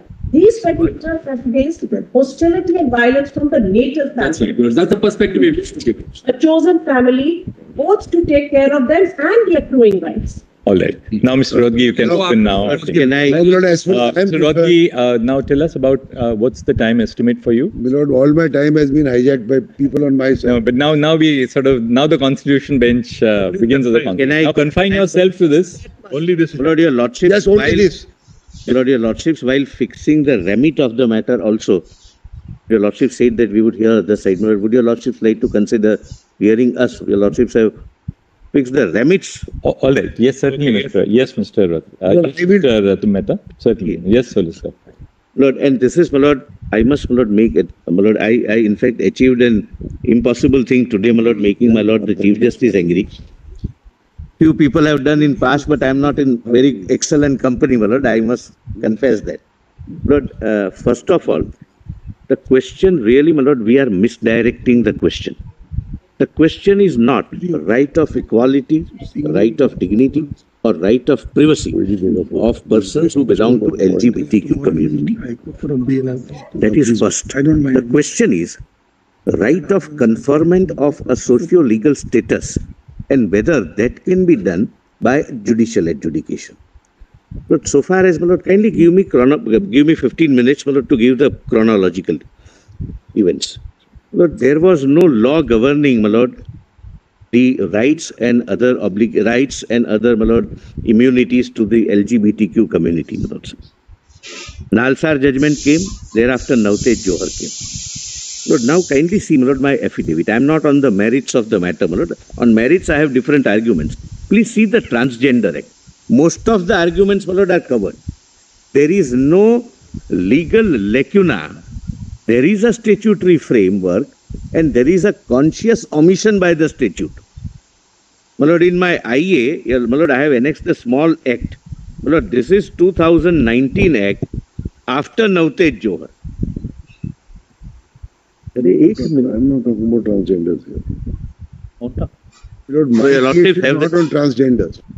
My case is not on transgenders. Lord, my learned friend may allow me now. My lord, I never interrupted him. But then, sir, I am on my legs. I want to finish my thing. Lord, he has not seen the act. Otherwise, he would not have said this. Wait. We have permitted your side to. I know that. Just open and to give get us a perspective. No, I am not saying no, Lord. You couldn't plead violation of article. No, I am not complaining. I want to get on with it. Also get a right to set forth the contours, and we may be able to put some. I appreciate. No, I am not. How are limiting what you propose to limit, so that then unless you know what he has to say, how? Lordship, Lord, this is of course, my lord, subject to my first respectful submission about the maintainability. But my lord, just I am assisting your lordships on this. Lord, this comes after your lordship's judgment of 2017, Navtej Johar judgment. Lord, please see, my lord, so that my learned friend rest assured. Page 34. Your lordships have that, my lord, my application. The act. You've got the act. Your lordships have the act, my lord. Kindly see section 2. I'll not read all sections, my lord, some of the sections. Appropriate government, your lordships can skip. Establishment. Defined. Family. Defined. Inclusive education. Defined. Institution. Defined. Please come to 2K. Transgender person means a person whose gender does not match with the gender assigned to that person at birth and includes trans man or trans woman within bracket, whether or not such person has undergone sex reassignment surgery or hormone therapy or laser therapy and such other therapy, bracket over, persons with intersex variations, gender queer and person having such socio-cultural identities as so-and-so, so-and-so, so-and-so. Correct, my lords? Your lordships concern freedom of choosing sexual orientation. No objection, my lord, cannot have any objection. That's my lord's judgment. Freedom of privacy, no objection, act take care. Discrimination, there cannot be, the act takes care. I'll, my lord, show to your lordships. The limited question is conferment of a socio-legal status and whether that can be done by judicial adjudication, and I'll come to special marriage act. Lord, now please see prohibition against discrimination. Lord, all arguments that we are not getting this, we are not getting treatment, we are not getting, Lord, please see this. No person or establishment shall discriminate against transgender person on any of the following grounds, namely the denial or discontinuation of unfair treatment in educational establishments and services thereof. And transgender here means LGBTQ plus, not, my lord, transgender as we colloquially or, my lord, conventionally understand. The unfair treatment in or in relation to employment or occupation, the denial of or termination from employment or occupation, the denial or discontinuation of unfair treatment in healthcare services, the denial or discontinuation of or unfair treatment with regard to access to or provisions of enjoyment or use of any goods, accommodation, service, facility, benefit, privilege or appropriate or opportunity dedicated to the use of general public or customary available to the public, denial or discontinuation of unfair treatment with regard to right of movement, denial or so-and-so unfair treatment with regard to right to reside, purchase, rent or otherwise occupy any property. These are all criminal offences if there is a denial. Denial of access to removal from unfair treatment in government or private establishment in whose care or custody a transgender person is, then recognition of identity of transgender persons.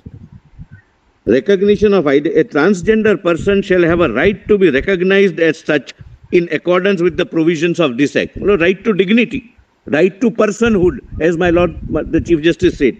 A person recognized as transgender under subsection 1 shall have a right to self-perceived gender identity.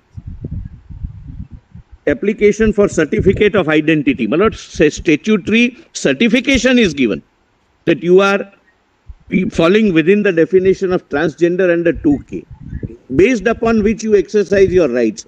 And if there is any violation, there are penal provisions. Then issue of certificate, change in gender. My lord, even if, my lord, in LGBTQ, there are changes which take place, my lord, because of hormonal therapy, other therapies, operation, etc. There is a concept of fluid gender. Sometimes a person is male, for a few days he is female, etc., etc. Let's not go into it. That's on the marriage, and we have much to say on that. Change in gender. After the issue of certificate under subsection 1 of section 6, if a transgender person undergoes surgery to change gender, either as a male or female, such person may make an application, then he gets a new certificate. Obligation of the appropriate government. There are statutory obligations, either central government or the state government, as the case may be, to take steps to secure full and effective participation of transgender persons and their inclusion in the society. The appropriate government shall take such welfare measures as may be prescribed to protect the rights and interests of transgender persons and facilitate their access to welfare schemes framed by that government. Appropriate government shall formulate welfare schemes and programs which are transgender sensitive, non-stigmatizing and non-discriminatory. Appropriate government shall take steps for the rescue, protection and rehabilitation of transgender persons, etc., etc. Then, my lord, obligations of establishments and other persons. Lord, there is a provision for reservation for transgender persons. It's not, my lord, right now nobody is arguing the question of dignity, respect, privacy, etc. Right to choose one's sexual orientation. The definition is widely worded. Any deviation from the normal sexual my lord, orientation is protected under 2K. And, my lord, rights are given and any discrimination is criminally prosecutable. Right now, the limited question is, can by a judicial adjudication process, this honorable court create a institution of marriage for the simple reason, Lord, whether we like it or not, whether they give it up or not, whether, my lord, your court would go into it or not, it necessarily affects personal laws. Lord, Hindu Marriage Act is a codified personal law. Islam has their own personal law. Part of it is not codified. Hindu law also, part of it is not. Into it, Solicitor, we said Only a to minute. them that so far as personal laws are concerned, they are not at present getting into that arena at all. That's not the point. Somebody who is Hindu, who is not here, can come and say that, why did you not give me the same treatment? I want to be Hindu. I want to marry under the Hindu Marriage Act. And if you give benefit... We are not getting into it. Why? Getting into it. So then where is Your Lordship will have to. Right now, your Lordships don't have that. compulsion? We must get it. Only a minute. Like, can I... You don't have to decide the broader in order to decide the much more restricted arena. Another aspect. And which I...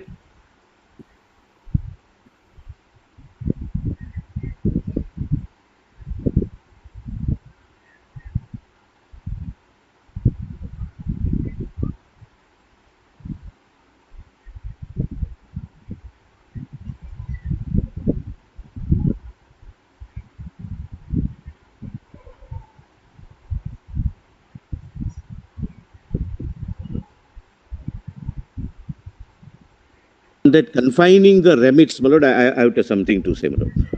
Lord, your lordships would have Hindus, Muslims, everyone, whether your lordships go into or not, everyone will be affected, and therefore the central government very respectfully but specifically, my lord, prays that states will have to be heard. How many times will you say the That's same the question thing? we are trying to pose, Solicitor.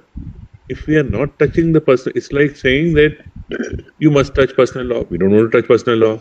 We don't want to touch personal law, then why state should be heard? We are confining our limit at the moment only to one issue.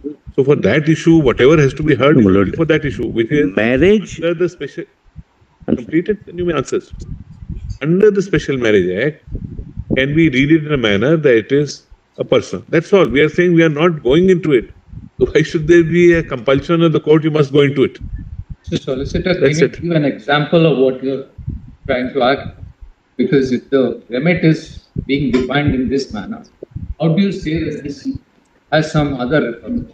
Yes, You are Lord, one Mr. A, he is Hindu. He wants to continue as a Hindu. He wants to get married under the Hindu Marriage Act. He wants to undergo the... We're not going to address We are that at all. saying we are not rejecting or accepting. We are saying we are not doing it at the moment. Lord, we are then begging the question, my lord, to reach somewhere, we are, my lord, short-circuiting the issue, my lord. That's... Kindly, my lord, allow me. Kindly let me... My lord, I am for the first time begging that I may be heard. To create something that you're not doing, and then you say, I am obliged. Understand what is that you are saying? We are saying we have confined them. They may have opened a very wide chapter. We said, no, we don't want to get into that wide area. We don't want to get.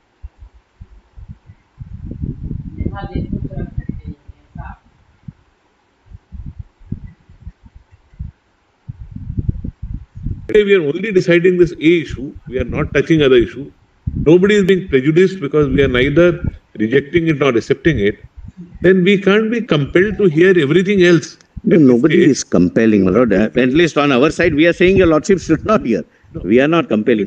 But you are saying don't hear this alone. Hear everything. Or hear. No, I am saying don't hear it, my lord. You are saying don't hear it at I all. am saying let the parliament hear it, my lord. That's right. But therefore, we are trying to steer a middle course, which is that we don't want to first say that, well, we will decide everything. Lord, when we are deciding and then be of confronted with this argument. It has several windows have opened. The window will have to open the entire door. So don't do it. I would, my lord, kindly on the lighter side and don't take otherwise. Several windows have already opened. Now they are trying to open the door, and I am saying that you will have to ultimately open your entire house. As an example, the question is whether those He is relying on those windows which have opened. windows have got sufficient breeze inside or not is the question. Now, another aspect. And those windows are willy-nilly going to open whatever we decide, because society is not dependent on. Lord, I must, my lord, say as a citizen. Windows have opened up. No, no, my lord. I'm saying as a citizen. I'm not saying yes or no. Societal acceptance of any relationship in the society is never dependent either on legislation or on judgments. It comes only from within. Let us accept it, whether we like to accept it or not. But leave it at that. That's, my lord, more on my lord, other philosophical aspects. Your lordships are persuaded to take up Special Marriage Act, possibly, my lord, on the ground that in one of the section the word used is spouse. Lord, my respectful submission is this, and kindly, a person, Lord, not a spouse. My lord, my respectful submission is this, and kindly, my lord, examine this correctly, little, my lord, closely. Even Special Marriage Act, and I will show, my lord, if I have to, my lord, at the a subsequent stage, the legislative intent of the legislature throughout has been a relationship between a biological male and a biological female, including Special Marriage Act. But Mr. Solicitor, Number one. There's a very important value judgment which you are making, that the very notion of a biological man is absolute, or that a notion of a biological woman is also an absolute notion. Never change. Which is incorrect. Biological man means biological man. It's not a question of notion. Possibilities of right. Yes, of course it is. None of us. There is no absolute concept of a man or an absolute concept of a woman at all. That's the argument in a broader context. Biological man, my lord, means man only. It means, my lord, biological man. It's not a matter not a of definition notion. of what your genitals are. It's far more complex. That's the point. We stop having rights if we are not a biological. So even when the Special Marriage Act says man and woman, the very notion of a man and the notion of a woman is not an absolute. Based on what genitals you have. Lord, biological man means genitals you have. Lord, I didn't want to use that expression. That's a point of view. Lord, another thing. For man, irrespective of other attributes than the genitals, there are separate age limits prescribed. Lord, what are we doing? Lord, see.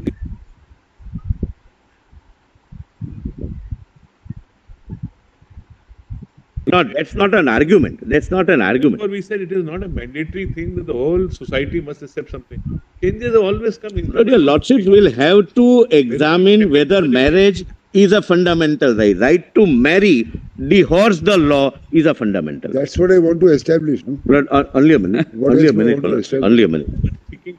Lord, I know my difficulties. I know my difficulties, but I am still discharging my duty. Lord, there are several acts. If the notion is treated to be a guiding factor to decide man or a woman, then I will show several acts which your lordships would unintentionally make non-workable. I may have, my lord, genital of a man, but if I am otherwise a female, my lord, as my lord possibly trying to be suggested, then, my lord, how would I be treated under the Criminal Procedure Code? As a woman, my lord, can I be called? For 160 statement after a particular hour, I may say that this is only a notion. I may have a biological genitals of a man, but now I am a woman. Well, there are several issues, my lord, which have to be gone into. Better they go into, be gone into by the parliament. And your lordships, my lord, kindly appreciate. But the parliament, we have good, eminent parliamentarians on both sides. And I can say this based only on my reading. Look, parliamentary committees are not, my lord, acting the way in which, my lord, we see parliaments functioning. Parliament committees have all parties as members. The lighter side, they say that real work is done in the parliamentary subcommittee. Yes, yes. My lord, they call witnesses, they call expert witnesses, they call stakeholders, they decide. We have, both Justice Kaul and I, we have engaged with the department-related parliamentary committee. I chair the E-committee, Justice Kaul chairs NALSA. We have engaged extensively with the parliamentary committee. In fact, part of the reason why we have this huge support now for the E-committee is because I know, I'm aware of. In a different capacity, I'm aware. But see, no, my lord, it's not that, my lord. There are certain issues, my lord, which are better left to the discretion of the parliament. Your lordship's, my lord, concern the government shares.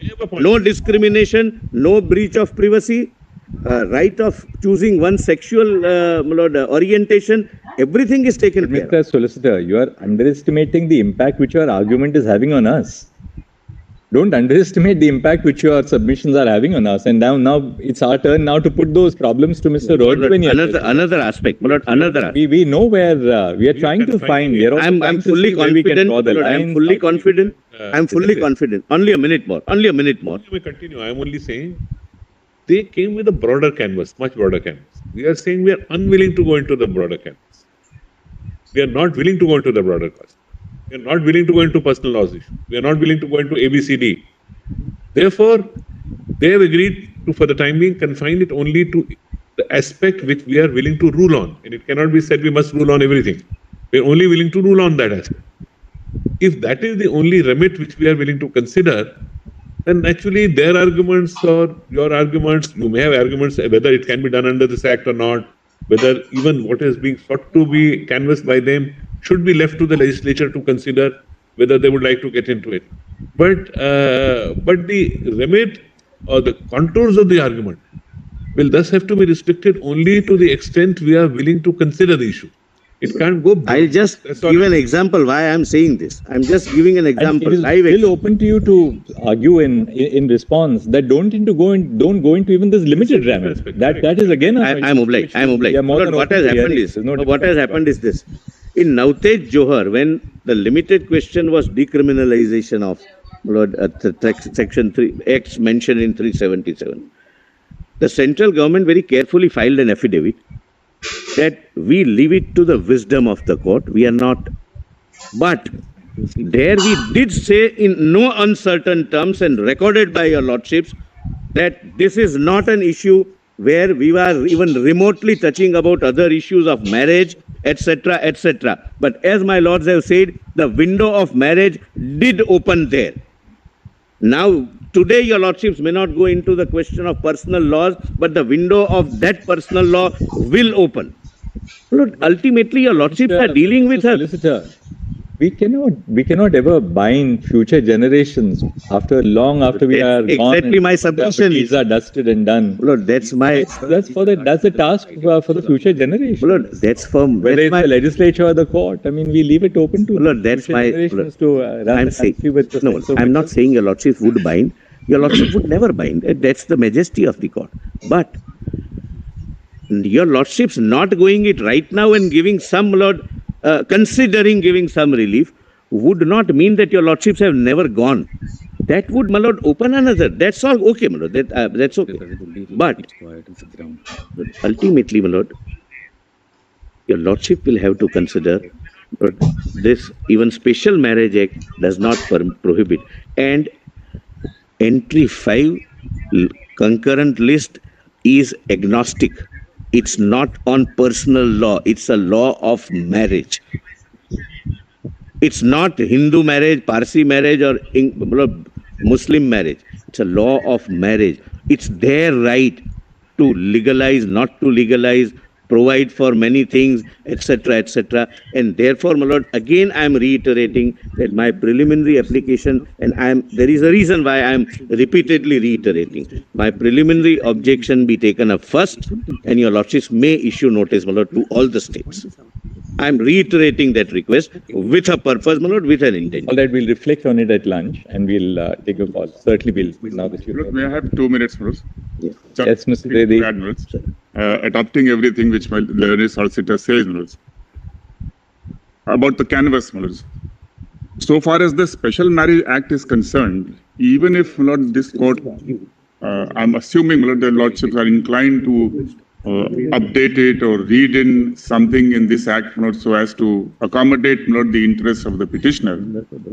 Even then, Lord, the first of all, the preliminary issue would be whether, Lords, the heterosexual unions with whom they are seeking equality. Mr. Rotagi himself said that if your lordship holds that they are equal, then the issue of reading in, etc., arises, Lords. Without first going into that question of equality, because it is going to be our strong submission, my lord, that there is no equality, my lords. It is one thing that they claim civil rights of different kind, with all sorts of consequences. Many countries, my lord, have had separate, my lord, enactments giving them certain recognition, certain rights. Even in UK, my lord, first there was a law enacted which gave them separately a right, and subsequently, my lord, this equality was granted by legislation. And therefore, my lords, the first and foremost question is, would this court be holding, Lord, because earlier in Navtej, your lordships never granted absolute equality, my lord, with heterosexual union. That was not the issue at all. So the lordships have not educated us that no judgment should be read, my lord, dehorse the issues which had arisen in that case. In that case, not the only issue was about the decriminalization, section 377, which in that context, your lordship made certain observations. Yes, as lawyers, my lord, we are entitled to rely on those observations and try to build further, my lords. But then that is not a final authority, my lord, for complete equality between the two kind of relations. One relation which has been existing, my lord, since time immemorial. Enormous continuity for heterosexual union. And that heterosexual union, my lord, as the lordship knows, is responsible for the perpetuation, the very existence of the human race, its perpetuation. Without it, my lord, the society itself will not live. The nations will not be there. But the other relationship, merely because there is love, affection, and concern and care, etc., that's just one part of the heterosexual union. That's not the core of the relationship. The very heterosexual union, this marriage amongst them, this institution, is not the gift of law. It has been existing since Rig Vedas, lords. And it's continued. The Manusmriti continued, my lords. And all religions, my lord, so basically, my lord, these marriages have evolved over thousands of years, my lords, and are based on usage, custom, religion, etc. And the core purpose was to perpetuate the human race. Without it, this relationship, my lord, it can't exist. You may have n number of other kind of relationship. Malanipton refers to group marriages, polyamorous marriages, and so many things are existing, and this same-sex is not a new phenomenon. It had been existing earlier, and they never claimed equality. They were never given equality. That's a very important aspect. Go as far back as in history, my lord, they have existed, but not on an equal level. Today, under the Constitution, it is one thing that they want to claim. The question is, therefore, what I'm trying to say is that this fundamental question, are they absolutely equal? Once your lordship comes to that conclusion that they are, then and then alone the question will be, do we read it in this act itself without any necessity of declaring any enactment ultra vires and so on, lords? And the second aspect is, lords, that even under the Special Marriage Act, there are two aspects. If your lordship looks at one section, 19. On 19, section 19,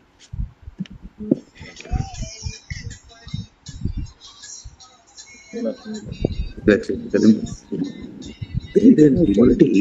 Yes. The two relations, the two unions are different, at different pedestal.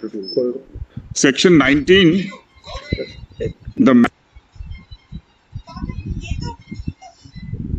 professes the Hindu. Where are you reading, Mr.? 19. I'm sorry, section 19. Go ahead. The marriage solemnized under this act of any member of an undivided family who professes the Hindu, Buddhist, Sikh, or Jain religions shall be deemed to effect his severance from such family. So there is a consequence on the personal law. Well, that of course will be, they can say that it's my choice, I'm willing to. Right, exactly. That's fine. That's 21. But then this. 21A follows. 21A follows. Not just 19, 21A. Amended it. Now further look.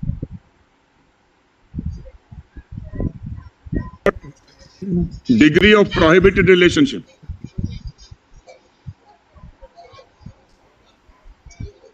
These are all, my lord, reflections of the personal law. Yes. What I wish to say, my lord, is that marriage amongst heterosexuals or the heterosexual union is not a gift of any of these laws. These laws are only regulating the long-standing blood relationship which has been existing in our society. They are only regulatory. Now kindly have section 4. Subsection 6. It talks of biological man and biological woman. 4C. Now kindly have 4B first. Neither party, and in fact in A the expression spouse itself is indicative of an heterosexual relation. That's of course a question of submission on merit. B, neither party is incapable of giving a valid consent to it in consequence of unsoundness of mind, though capable of giving a valid consent has been suffering from mental disorder of such a kind or to such an extent as to be unfit for marriage and the procreation of children. It talks of so the procreation of children and the perpetuation of the society, Lord, and the race and the nation is an intrinsic idea, Lord, spelled out in this. Therefore, that question will have to be decided first. And even if you decide it is equal, whether your Lordship can still, Lord, read in, change all these provisions so as to accommodate, would be a submission on merit that it's not possible even on merits, even if your Lordship holds that they are equal. And then see, the male has completed the age of 21 years and the female the age of 18 years. Now, how can, my lord, the question of man and women doesn't arise? It's to be biological man and biological. Yes. Now, kindly have section 12. So these are all arguments on merit. It's on the merits, but I'm just briefly, cursorily taking your lordship's. No, this is an argument saying that don't do this, as the solicitor said, because it has various other ramifications. Even under the special marriage act, don't do it. With respect, I'm saying something. I appreciate the fault from my lord, but I'm saying something else. I'm saying first because of the historical submission which I made, because of these provisions, etc., and because of the fact that under this act, my lord, the states are empowered to make rules. Therefore, my lord, the states are absolutely essential party, necessary party, my lord, and no adjudication should be done without, my lord, issuing notices and pleading the states. All right, we'll consider Particularly, that. we have moved an application and I have not got an opportunity, so I must be, my application should be allowed, my lord, and given an opportunity. Thousands of people. 2 minutes, only 2 minutes. Well, it's at least some of us on this side, at least for speaking for myself, believe in the autonomy of the individual. And I think people are entitled to have a relationship of whatever kind, whether it's the same sex or not. I think that needs to be celebrated because that's the way society is moving forward.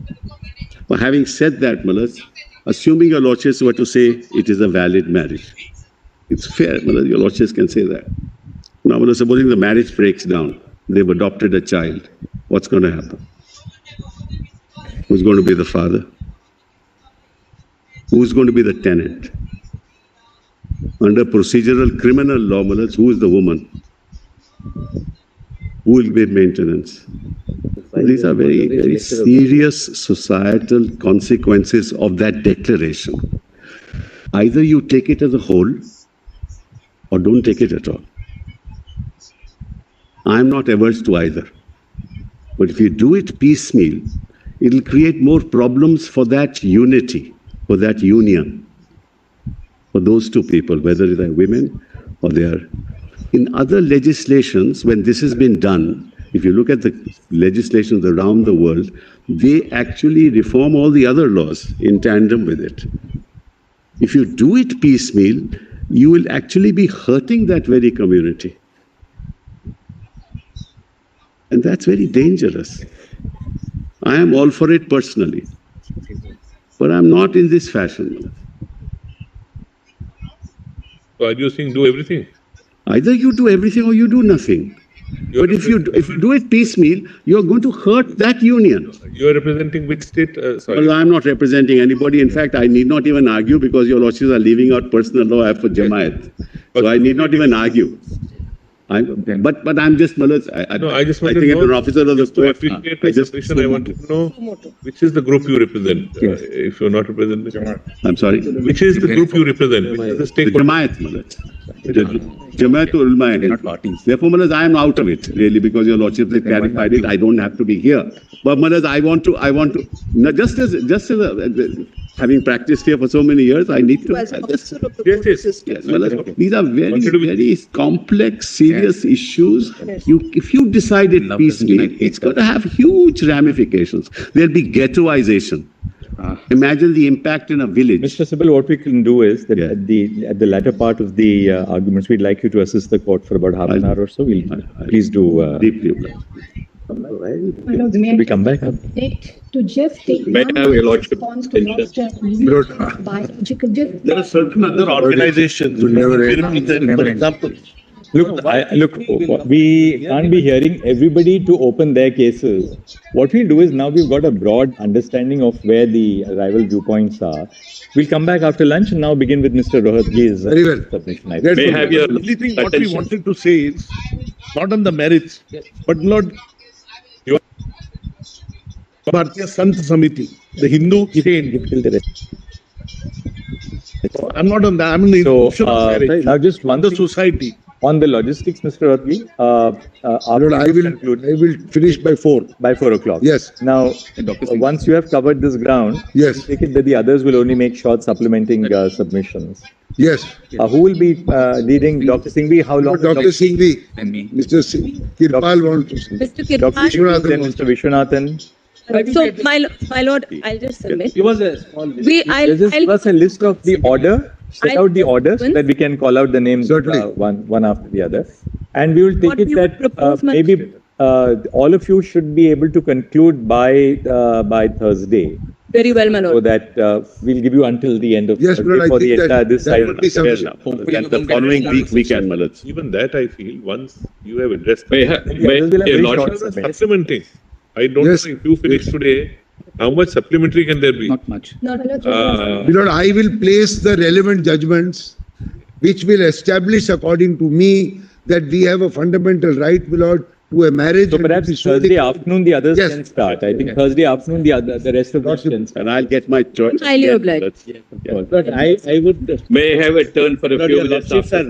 Married, have it recognized by the state, and have it registered like our brethren in the heterosexual majority group in society. If, my lord, we are right, then, my lord, certain rights flow from that status of marriage. Some of it was being explained, my lord, like pensions, like, my lord, there are some income tax provisions, gifts, many other things, apart from status in society. That is most important. But I was amazed to hear the other side saying, my lord, that we are not equal. I heard this submission, that we are not equal to the brethren of the heterosexual group. It's an astounding statement coming, my lord, from a state. The constitution does not make two classes of citizens, my lord. It makes only one class. People of India. Let us start, Lord. I am amazed to say that we are not equal, as if we must continue to be treated as those, my lord, who are tainted or stigmatized. That is the mindset today. That mindset continues. And therefore it is important for this court to step in. Because, my lord, it has removed one obstacle of 377. But after that, where? That stigmatization continues. And this, my lord, is reflective of the stand being taken by no less than a state, that where is your equality, where are you equal? My lord, let us first start very briefly to have a look and remind ourselves on the preamble of this constitution. My friend said, how are you equal?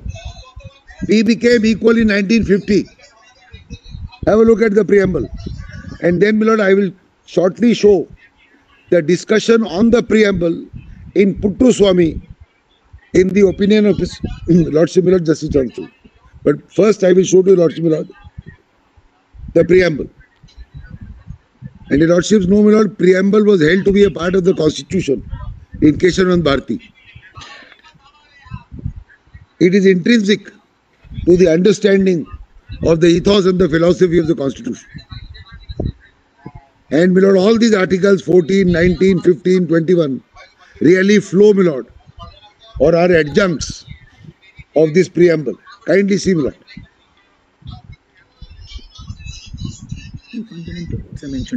We, the people of India, having solemnly resolved to constitute India into a sovereign, socialistic, secular, democratic republic. We are more concerned with secular in the context in which we are placed, my lord. To secure to all citizens justice, liberty of thought, expression, belief, faith and worship. See the articles, my lord, which will be involved in this.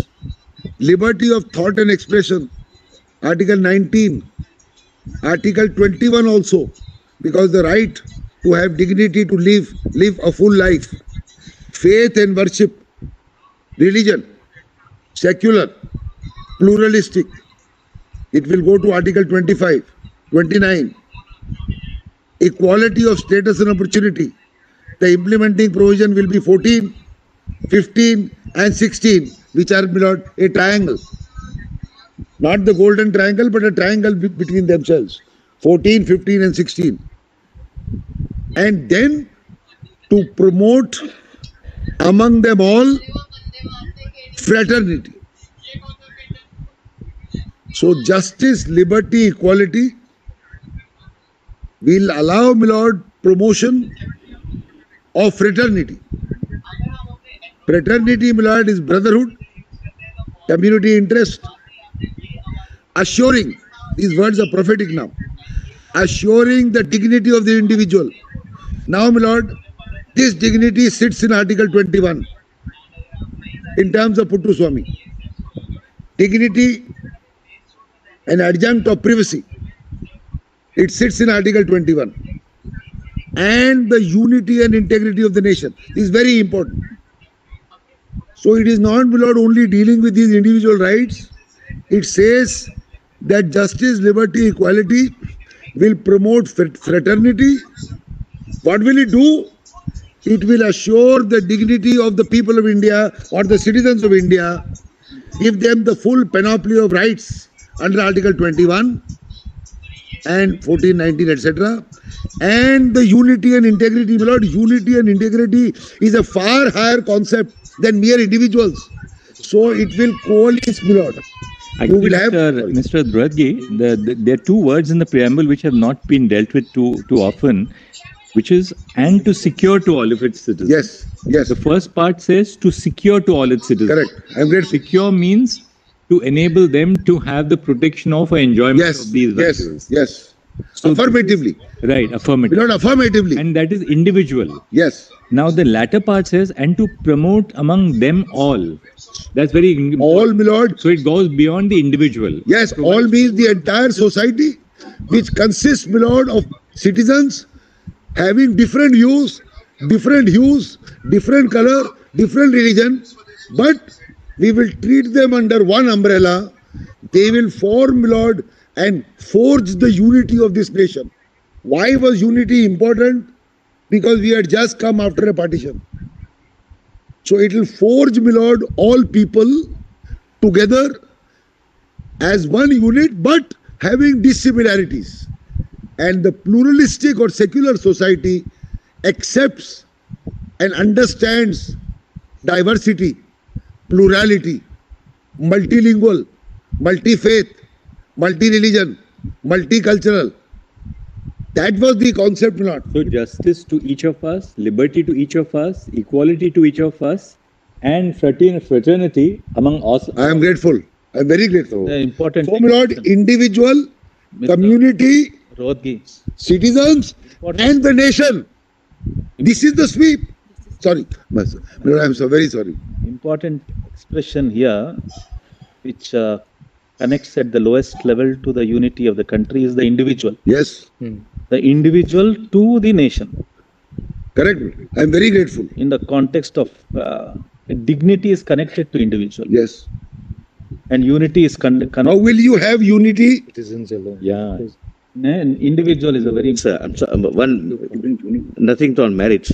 The artificial intelligence has changed Mr. Rodgi into Dr. Singhvi. Your arguments are recorded as Dr. Singhvi's arguments. Oh, please cleaned up by the evening. Please, I will correct it. No, you get more memos. I may get more briefs if it is my argument. Not somebody else's. I don't think either of you need too many more briefs. No, I said in a lighter vein. Your Lordship is right, not. We start from the individual, community, forge the integrity of a nation. How can you do it when you say that these individuals are not equal? We are born with this.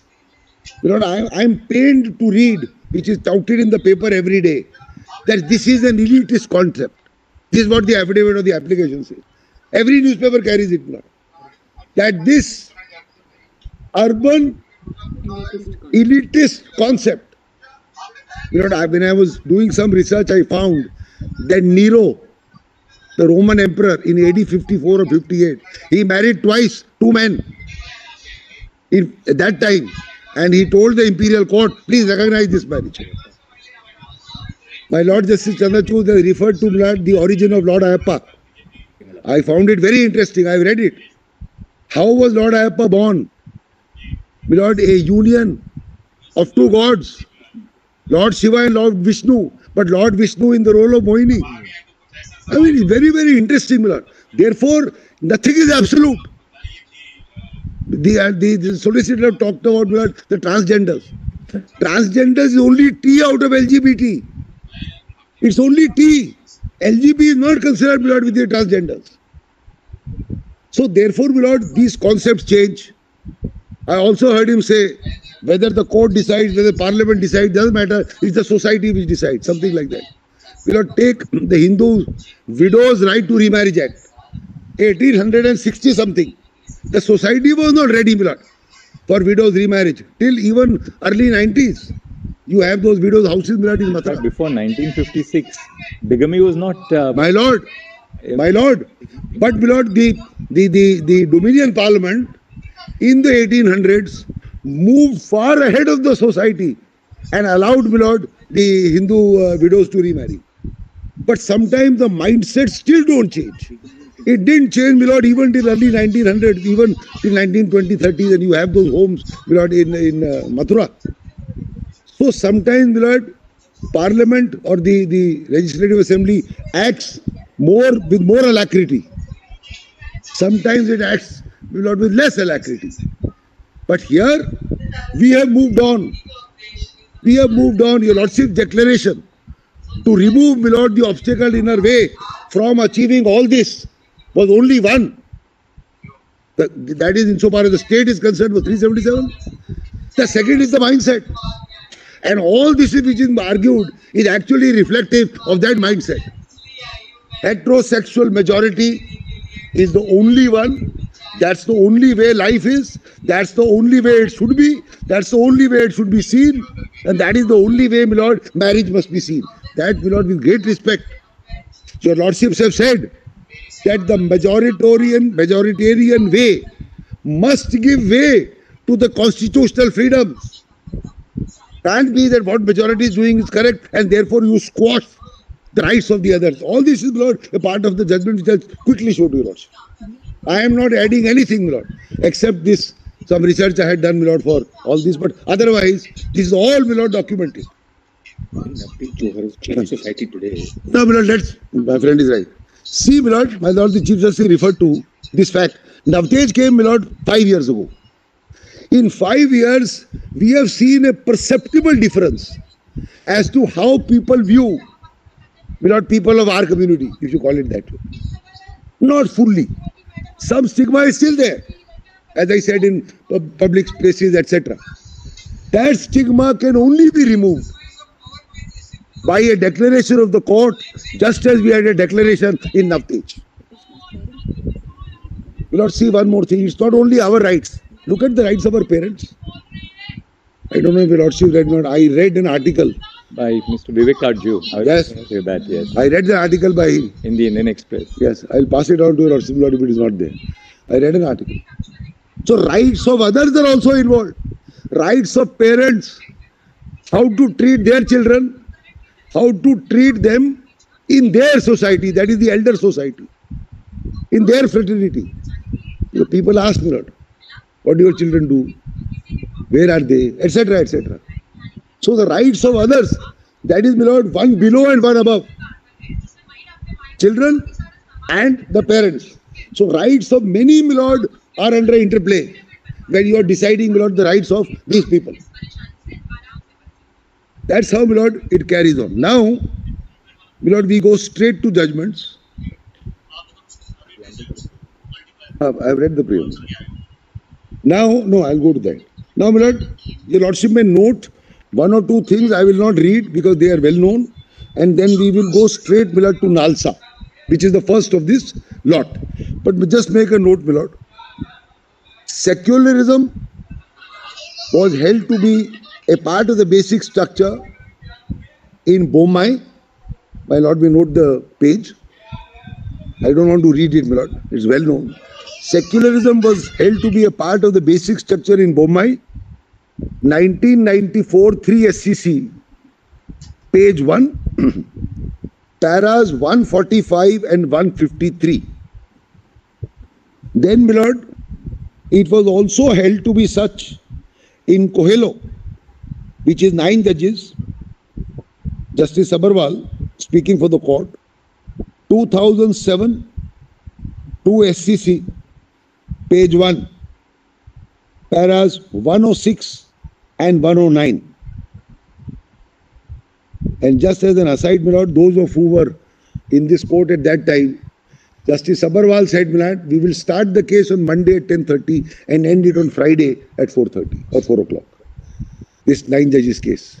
And it was actually so finished. No miscellaneous, my lord, some of us who were here would remember, my lord. This is how it happened. Anyway. Then, my lord, please note, para 1 of TMA Pi, which is, my lord, 11 judges, if I am not mistaken.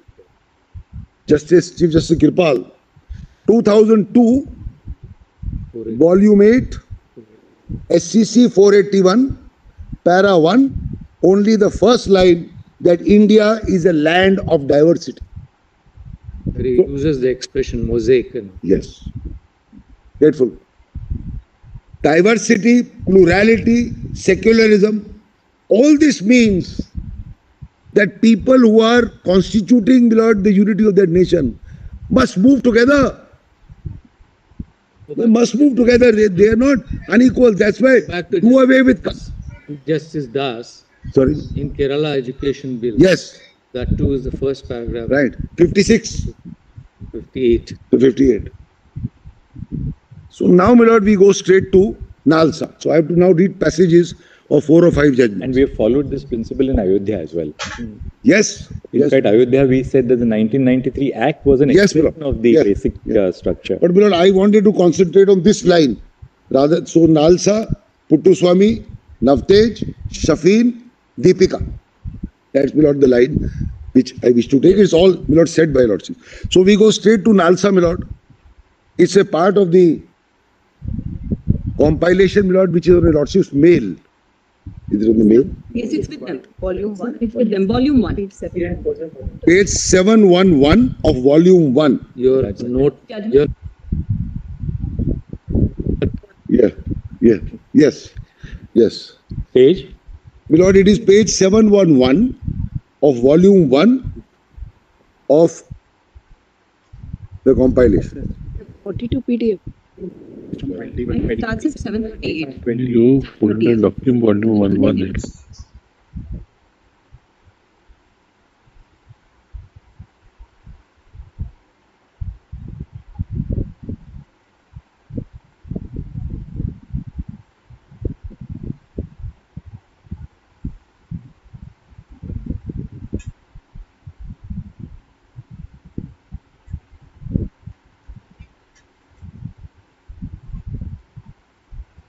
Choose words. What is the meaning? Guy President words.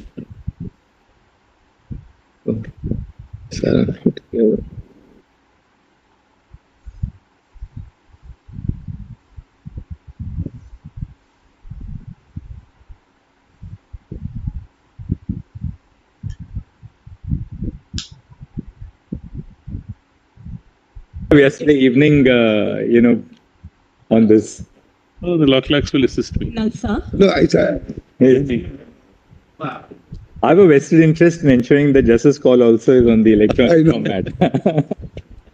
Since there is a small interlude, I must thank all my learned friends who worked very hard to put Yeah, I use the stylus. almost 20 or maybe perhaps 25,000 pages. And due to my error, they had to do it twice. So they have, I must thank them for the effort they've put in to get these compilations. Answer. I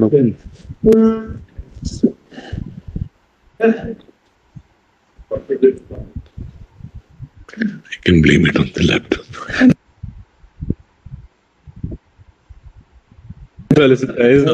You can give it to me so time doesn't rely. In the meantime, they'll find out.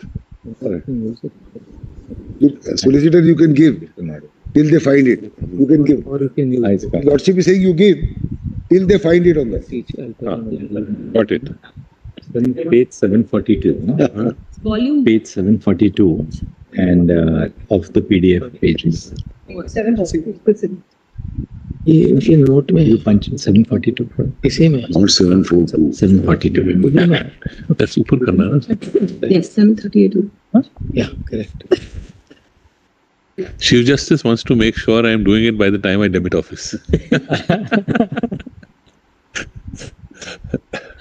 No, my learned brother has been a real sport. He's yesterday he spent the whole evening on this. On the lighter side, I was telling him the only thing in this is that you don't have the pleasure of throwing the file down. Which volume is this? Lord, I was wanting to read 738, para 21. This would be volume 2. Sorry? Volume 2. Volume 1. No, my lord. Volume 1 of the precedents. Precedents. Precedents. It's number 6. Because it runs into some 20,000 pages, right? And what is the para number? My lord, para 21, the heading is gender identity and sexual orientation. Got it. My lord, page 465 of the report. At 21. Justice Bhatt gets it. Yes. Please go on. I'll start. Gender identity is one of the most fundamental aspects of life which refer to a person's intrinsic sense of being male, female or transgender or transsexual. This case was concerned not with transgenders or transsexual. A person's sex is usually assigned at birth, but a relatively small group of people may be born with bodies which incorporate both a certain aspects of both male and female. Then it goes on. Your Lordship sees the last line of that para. Gender identity therefore refers to an individual's self-identification as a man, woman, transgender or any other identified category. Sexual orientation refers to individuals enduring physical, romantic, emotional attraction to another person. Sexual orientation includes transgender and gender variant with heavy sexual orientation, and their sexual may or may not change during or after gender transmission, which also includes homosexuals, bisexuals, heterosexuals, asexuals. Gender identity and sexual orientation, as already indicated, are different concepts. Each person self-defined is sexual orientation and gender identity is integral to their personality and is one of the most basic aspects of self-determination, dignity, freedom, and no one will be forced to undergo a medical procedure, etc., etc., etc. So the importance is, my lord, each person's self-defined sexual orientation, gender identity is integral to their personality, one of the most basic aspects of self-determination, dignity, and freedom. This is now translated in Puttu Swami, my lord, as a part of Article 21. This itself. Then your lordship sees Page 760. my lord, page 760. 487 of the. Page 760, my lord, of the compilation. 487 of the report. 760, yes. Para 61. Yes. This is in Article 14. If your lordship sees last 4 lines of para 61. 61 does not restrict the word person and application only to male or females. Hijras, transgenders, who are neither male female fall within the expression person and hence entitled to legal protection of laws in all spheres of activity, including employment, healthcare, education, as equal, etc., etc. Would your lordship just see the first part also? Yes, I should have read. Article 14 states that state shall not deny to any person equality before the law or equal protection. Equality includes full and equal enjoyment of all rights and freedoms. Right to equality has been declared as a basic feature of the Constitution, and treatment of equals as unequals and equals as unequal will be violated. So equality in the preamble, equality as reflected in Article 14 is also below a basic structure, just like secularism, just like judicial review, just like rule of law, and some other aspects. Below last line of that page, discrimination on the ground of sexual orientation or gender identity therefore impairs equality before law and equal protection of laws and violates 14. Your lordship turns to the next page. Para 63.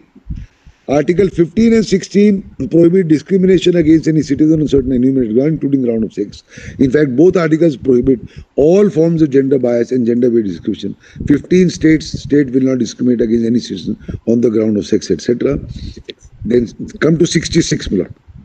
15 and 16 sought to prohibit discrimination on the basis of sex, recognizing that sex determination is a historical fact and needs to be addressed. Constitution makers can be gathered, gave emphasis to fundamental rights against sex discrimination so as to prevent the direct or indirect attitude.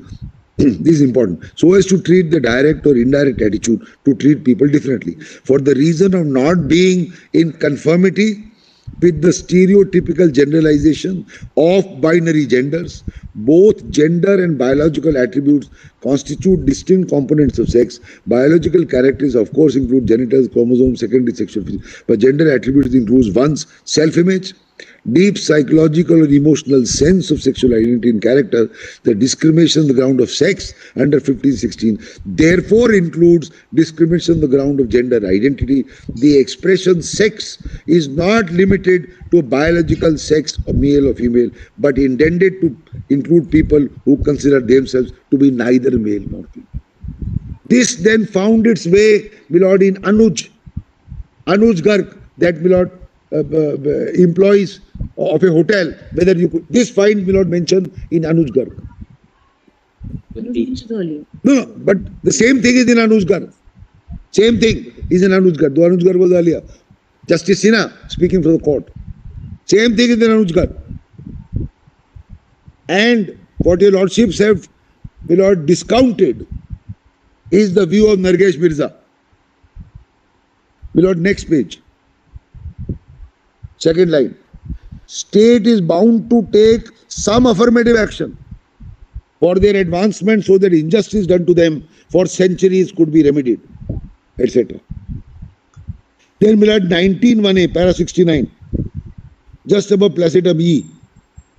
Article 19(1)(a) states that all citizens will have the right to freedom of speech expression, which includes one's right to expression of his self-identified gender. The self-identified gender can be expressed through dress, words, actions or behaviors. So expression is not limited to, my lord, speaking, speech or reading. The self through dress, words, actions, no restriction can be placed on one's personal appearance or choice of dressing subject to restrictions contained in 19.2. The next page, 763, page 490 of the report. Para 71. The principles referred to above clearly indicate that freedom of expression guaranteed in 19.1a includes freedom to express one's chosen gender identity through varied ways and means by way of expression, speech, mannerism, clothing. Gender identity, therefore, this is important, lies at the core of one's personal identity. Gender expression and presentation, therefore, will have to be protected. Under 19.1a, a transgender personality could be expressed by his behavior and presentation. The state cannot prohibit, restrict, or interfere with the transgender's expression, etc., etc. Then we'll add para 73, Article 21. After the quotation, Article 21 is the heart and soul. The Constitution which speaks of the right to life and liberty. Right to life is the most fundamental, not even the state has the authority to violate. Article 21 takes care of aspects of life which go to make a life meaningful, protects the dignity of human life, one's personal autonomy, one's right of privacy. These are prophetic words which ultimately came below in Puttu Swami. Right to dignity is recognized as an essential part of the right to life and accrues. Francis Corali Mullin, this court held the right to dignity forms an essential part, and my lord, is not only mere existence, that your lordship said. That then 74. Recognition of one's gender identity lies at the heart of fundamental right to dignity. Again now Article 21. Gender is already indicated constitutes the core of one's self-being as well as an integral part of an identity. Legal recognition of the gender is therefore a part of the right to dignity and freedom. Again, my lord, re-emphasizing Article 21. And then 21, my lord, his lordships talk about Anuj Garg, etc.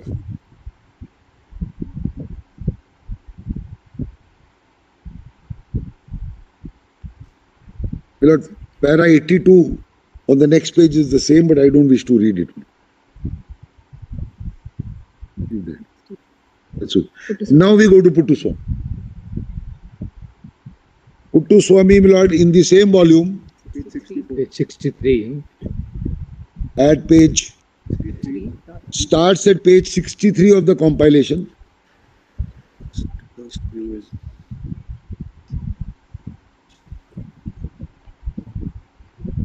Your lordship sees, my lord, the opinion of his lordship Justice Chandrachud, as his lordship then was, at page 407 of the compilation, 345 of the report.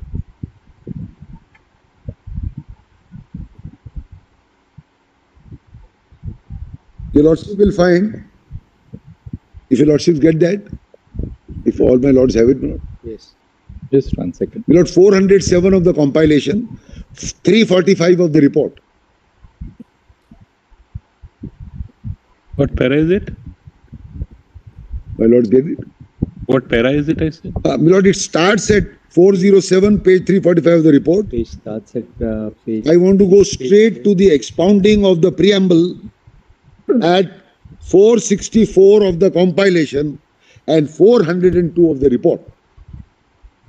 Yes. Para is 105. Para 105, 106 is Sajjan Singh. Now see 107. Keshav Nanda, Sikri CJ, noticed that the preamble is a part of the constitution because there was a debate on this. Is it a part, is it a preface, etc., etc. The preamble emphasizes the need to secure to all citizens justice, liberty, equality.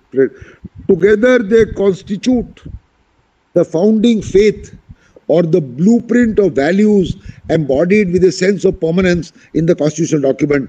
Preamble speaks of securing liberty of thought, expression, belief, faith, worship. Fraternity to be promoted to assure the dignity of the individual. Individual is at the core of the focus. Ideals of justice, liberty, equality animate the vision of securing a dignified existence. So, my lord, actually, if you read the preamble and these 2-3 paragraphs, Article 14, 15, 16, 19 and 21 all will form, my lord, all will form a part of one whole.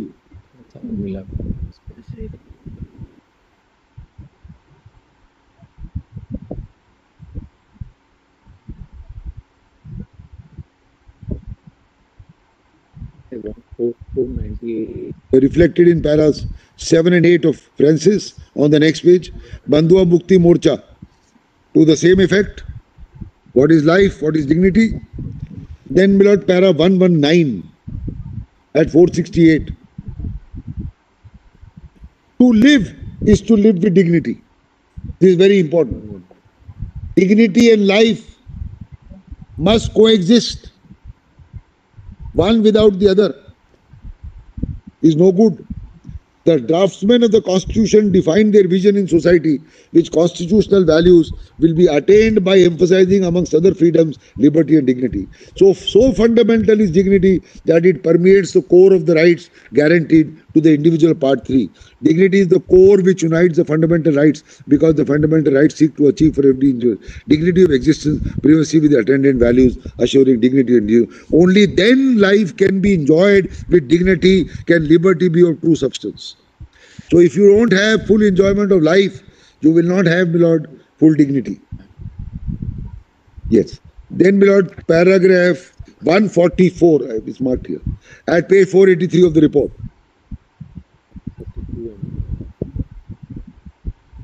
This is very important, my lord, for the majoritarian group within the society and the minority group.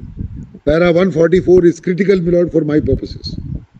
Neither of the above reasons also, that a minuscule fraction of the country's population constitutes LGBT, as observed, is not a sustainable basis to deny the right to privacy. The purpose of elevating certain rights to the stature of guaranteed fundamental rights is to insulate their exercise from the disdain of the majorities. This is what is happening to us. We are facing this disdain. We are facing this stigma. Whether legislative or popular, the guarantee of constitutional rights does not depend on their exercise being favorable regarded by majoritarian opinion. The test of popular acceptance does not furnish a valid basis to disregard rights which are conferred with the sanctity of constitutional protection. Discrete and insular minorities face grave dangers of discrimination for the simple reason that their views, beliefs, or way of life does not accord to the mainstream. I respectfully submit, Milad, this is the core of my argument. Because we are minuscule, because we have faced this over the years, because we have been sidetracked, because we are looked at with disdain, because we are looked at with, Milord, unpopular feelings, because we are looked as squares. That's why the word queer. You are different, you are queer. And you were subjected to 377. You're no good. You're no good. That's how it was. That no good, my lord, is removed substantially by 377. But what about the...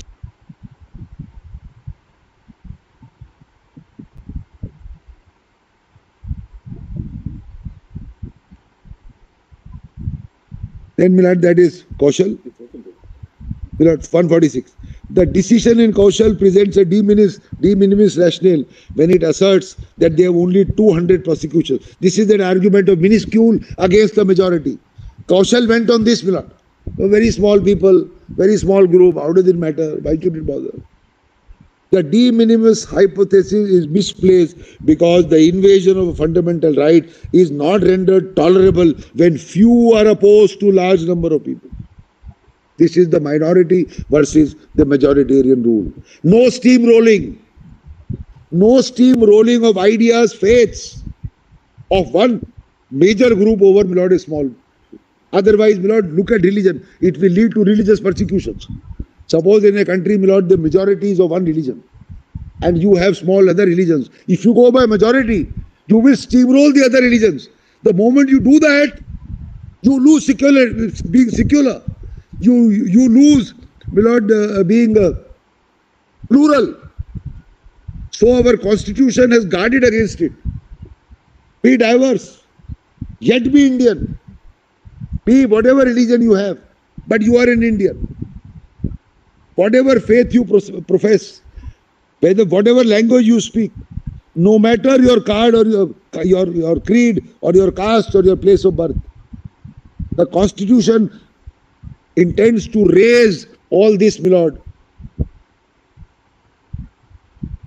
from the times of 1800s and the deprived to today to be a forward-looking, my lord, community.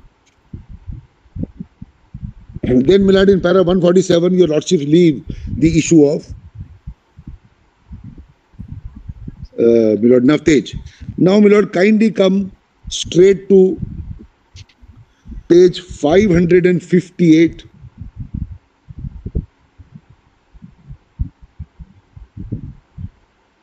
Para starts, my lord, at 294. Then, my lord, it talks about, my lord, violation of law, fundamental rights. See, my lord, 297. Essential nature of privacy. Essential nature of privacy. Second line of that para. Yes. The ability. 195.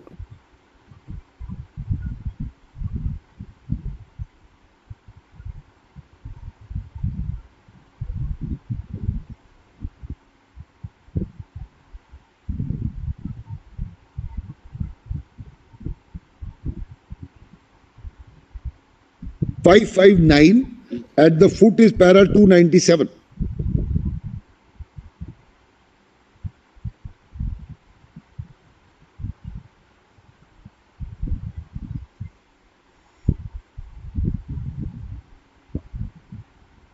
Yes. Below second line, placidum G. The concept is founded on the autonomy of the individual. The ability of an individual to make choices lies at the core of human personality. Choice, notion of privacy enables the individual to assert and control the human element, which is inseparable from personality of the individual. The inviolable nature of human personality is manifested in the ability to make decisions on matters intimate to human life. These words echo today. Choice, my lord, of human lives, choice of people. It's not, my lord, an elitist concept. It is, my lord, innate, with which people are born.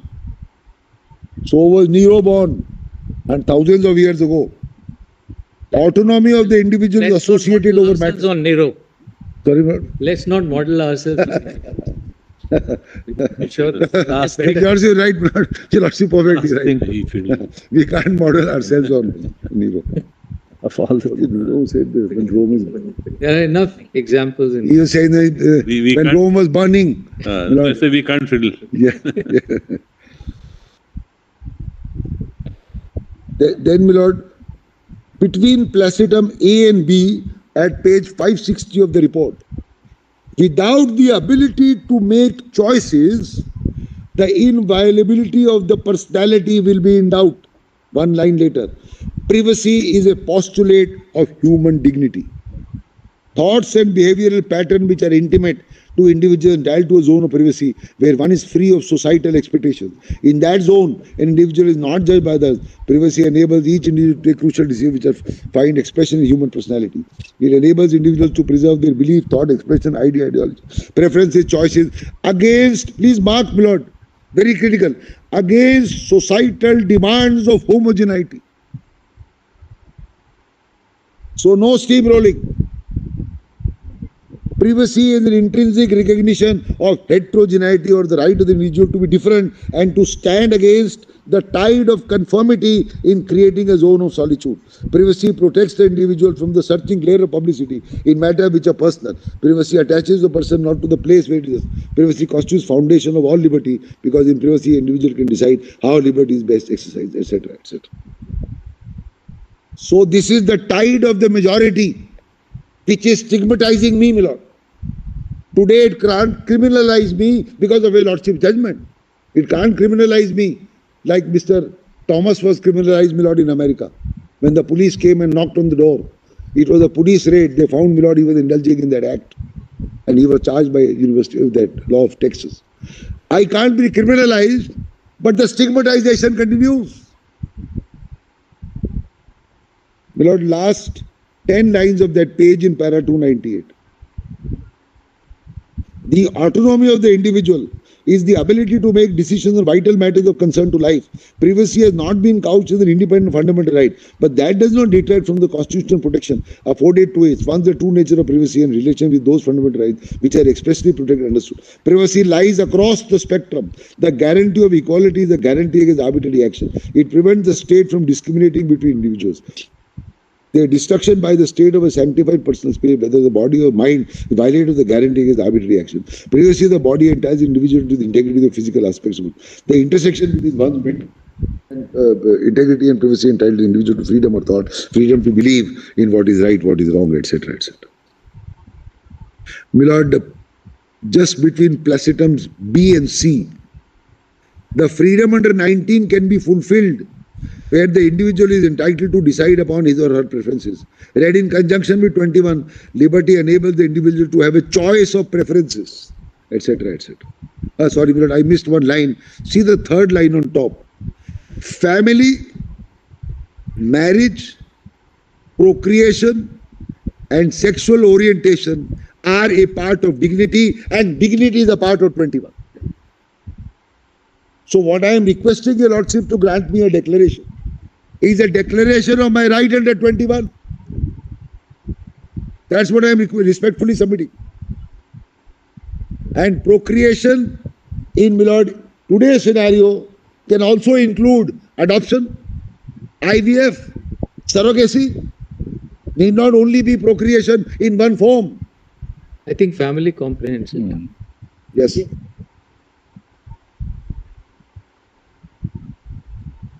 Then, my lord, again, I have read that lesson. Now, my lord, 299, first line. Privacy represents the core of human personality. So, privacy, dignity to lead a full life, full enjoyment, sits in Article 21. And therefore, my lord, my request to the court is a declaration of my right under 21, read with 19 and the troika of 14, 15 and 16. Then, my lord, page 569 is the conclusions.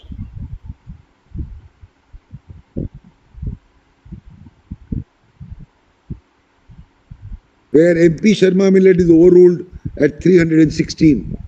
Your lordship would recall, my lord, MP Sharma was 8 judges. That is why it was sent to 9. And when before 5 it was argued, my lord, I was on the other side. I showed, my lord, MP Sharma to 5 judges. And then 5 judges had to send it to 9 because I was at that time arguing before 3-judge bench in defamation case. And I was arguing privacy is an integral part. So as Attorney General, he came to me and said, Narasimha, I argued there is no privacy. What are you doing here? So, my lord, I showed from MP Sharma, there is a direct line that there is no concept of privacy in the Constitution. That's what MP Sharma said. That is why you got it referred. That's why, my lord, it was referred to. But by that time, my lord, I had left that side and come to this side. As I was reading all these paragraphs, I was remembering what you were arguing and how so fondly you were reading paragraph after paragraph, which is what I was arguing there before Deepak Mishra. Mr. Attorney General, your predecessor ensured that the privacy reference ensured that the Aadhaar decision was substantially delayed, you see. So the stack to ensure kiya.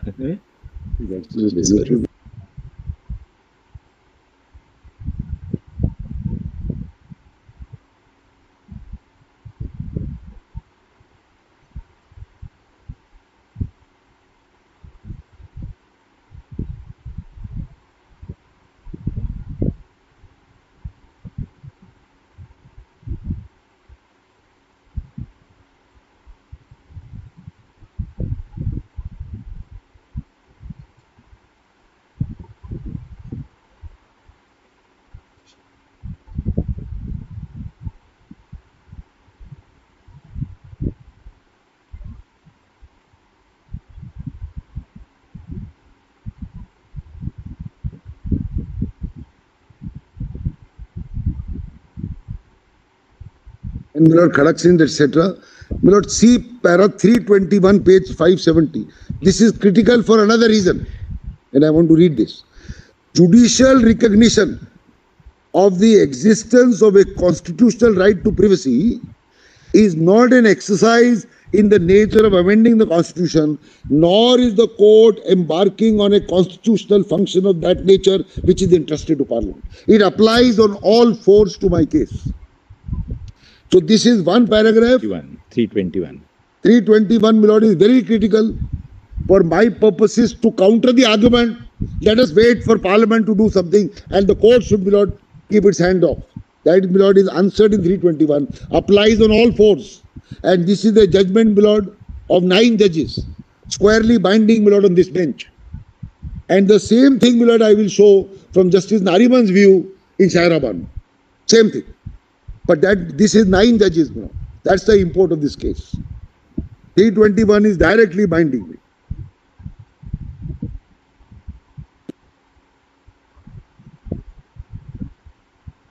Privacy postulates a bundle of entitlements and interests which lie at the foundation of order and liberty. Lord, 323 is very important again. Again on plurality and the majority. 323, Lord. Para.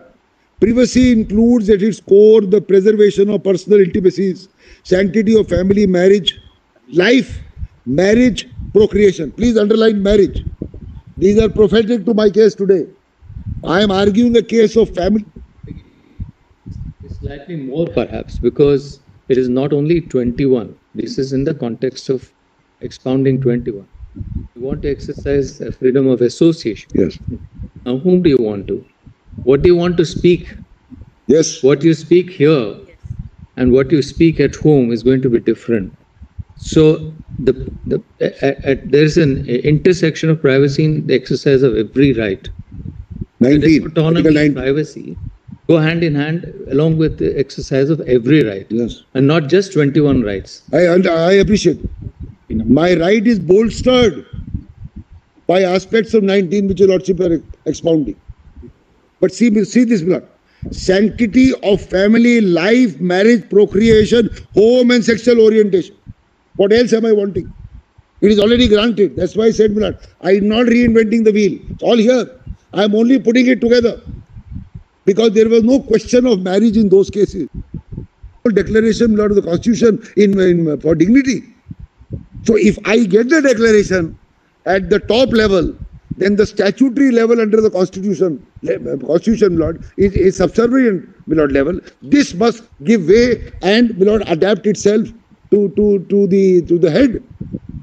If this is the sun, this is something else. This must accord with the sun. Very easy to defeat my rights. Otherwise, you defeat my right by saying, I won't give you a constitutional declaration even if you are entitled to, because a statute, when made in 1954, was not in accord. It has to fall in accord. So there is no gainsaying that look at the act. Obviously, the act will never contemplated in 1954. We also know that. Therefore, I am not wanting, my lord, merely an amendment to the act without the declaration. Because if your lordships only interpret, my lord, the act, tomorrow it can be amended by parliament. Then we are sunk. So I want first, or I request, not want, I request a constitutional declaration of marriage akin to that of the heterogeneous group. Once I get the declaration, then, my lord, the law which is in existence in 1954 must fall in place with that declaration by a method of purposive interpretation. That's how, my lord, this I have done that. Now, my lord, we go to one para, my lord, of Justice Nariman, yes. That, my lord, your lordship will find 369, no? Para 369. Sorry? Para 369. No, my lord, 400 and 420. What do you want to show?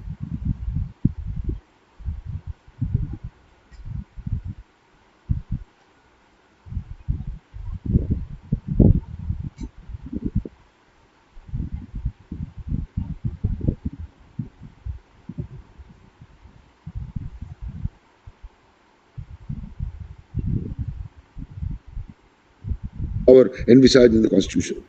So this is a reiteration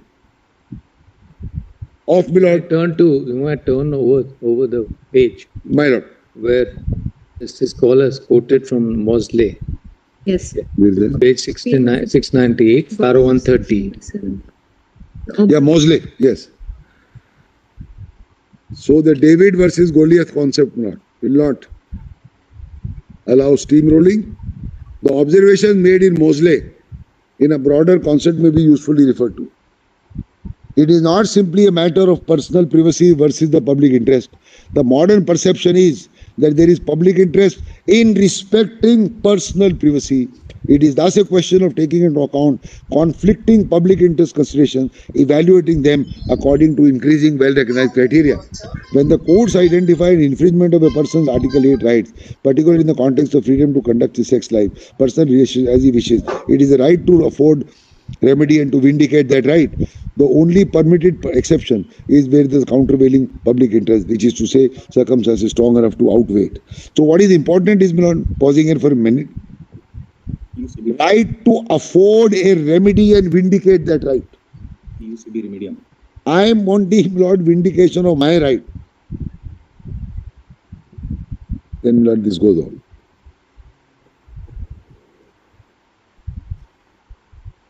Now, Lord, after this, we go to Navtej. So, Mr. Rohatgi, there are two corresponding rights and perhaps duties and obligations as well. On the one hand, the LGBTQ community has, or a same-sex couple is entitled to say, I have a right to make my own choices. We have our right to make our own choices, to live as we wish together. And therefore, that is a part of our dignity, our privacy. Yes. But equally, society can't say that, well, all right, we will recognize that right and we'll leave you alone. Correct. And we'll not recognize your relationship. No more. And which means, my lord, the inequality must continue. We will get married.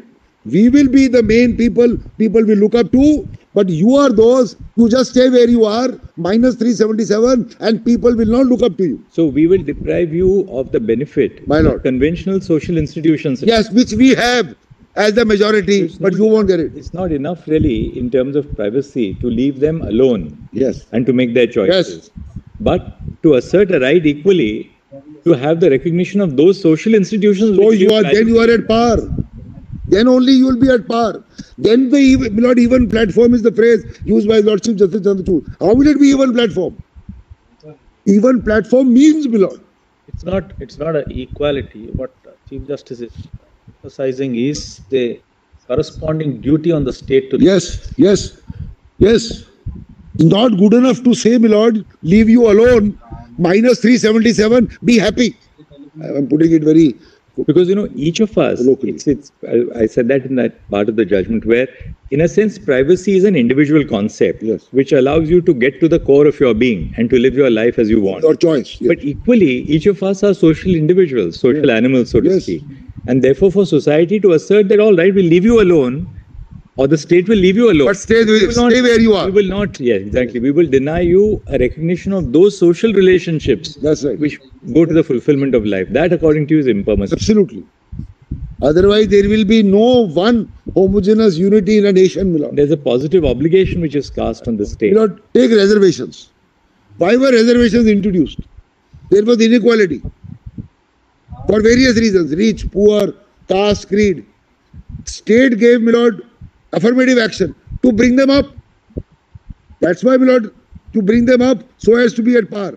Because you were left behind for thousands of years. Bring them up with some reservations and then come on par. Still debate, my lord, between reservations and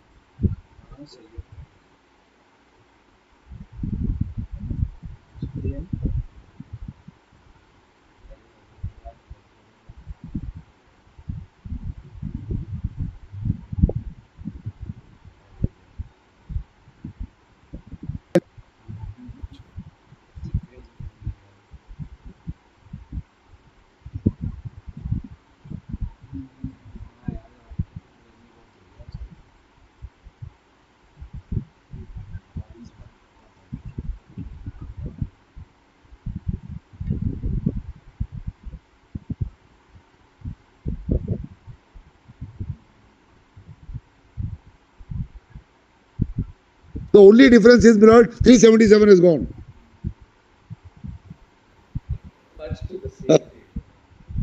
So now, my lord, see, Placidum E, the first step on the long path. So this first step, my lord, business is by two judges. One here and one later. Yes, yes. Well, the Chief Justice wrote very long sentences. What you will find, sometimes rather difficult, my lord, in several judgments. Sentences are very, very long.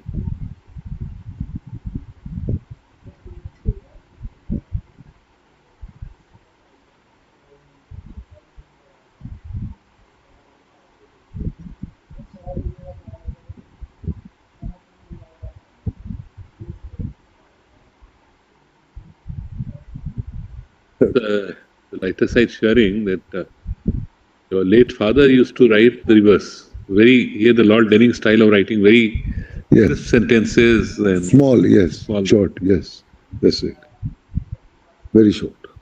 Sentence per idea. So that's the first path, my lord.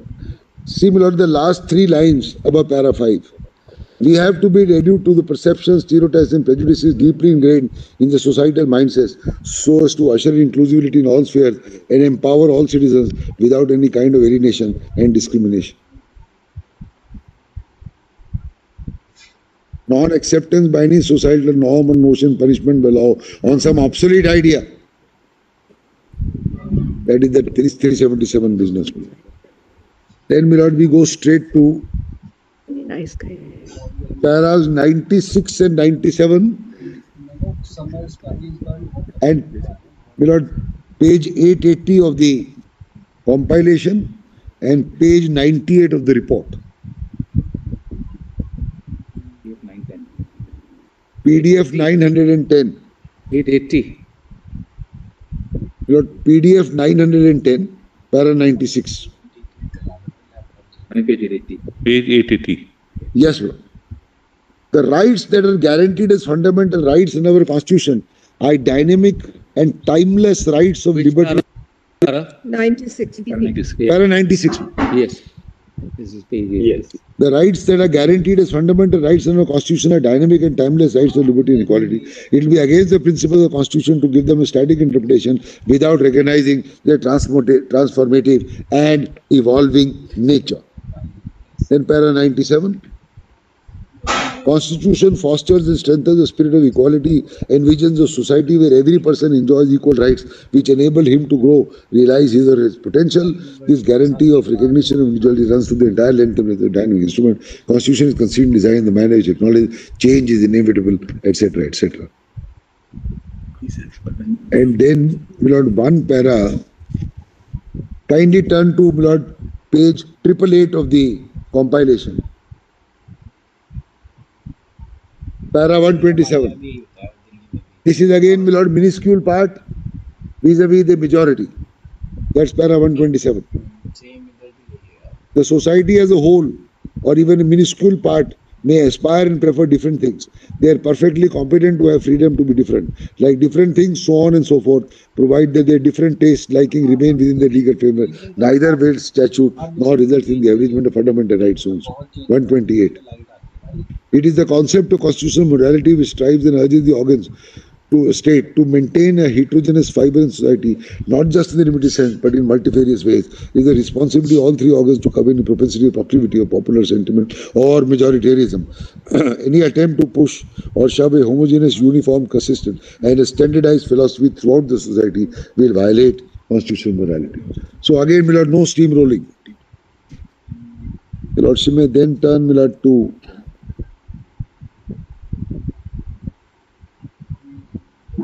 page 134 at page 8. 144, my lord. 134 also. 134. Is the order of nature. Then we had 155. From the aforesaid has to be appreciated that homosexuality is something that is based on sense of identity. It is the reflection of a sense of emotion, expression of eagerness to establish intimacy. It is just as much ingrained, inherent,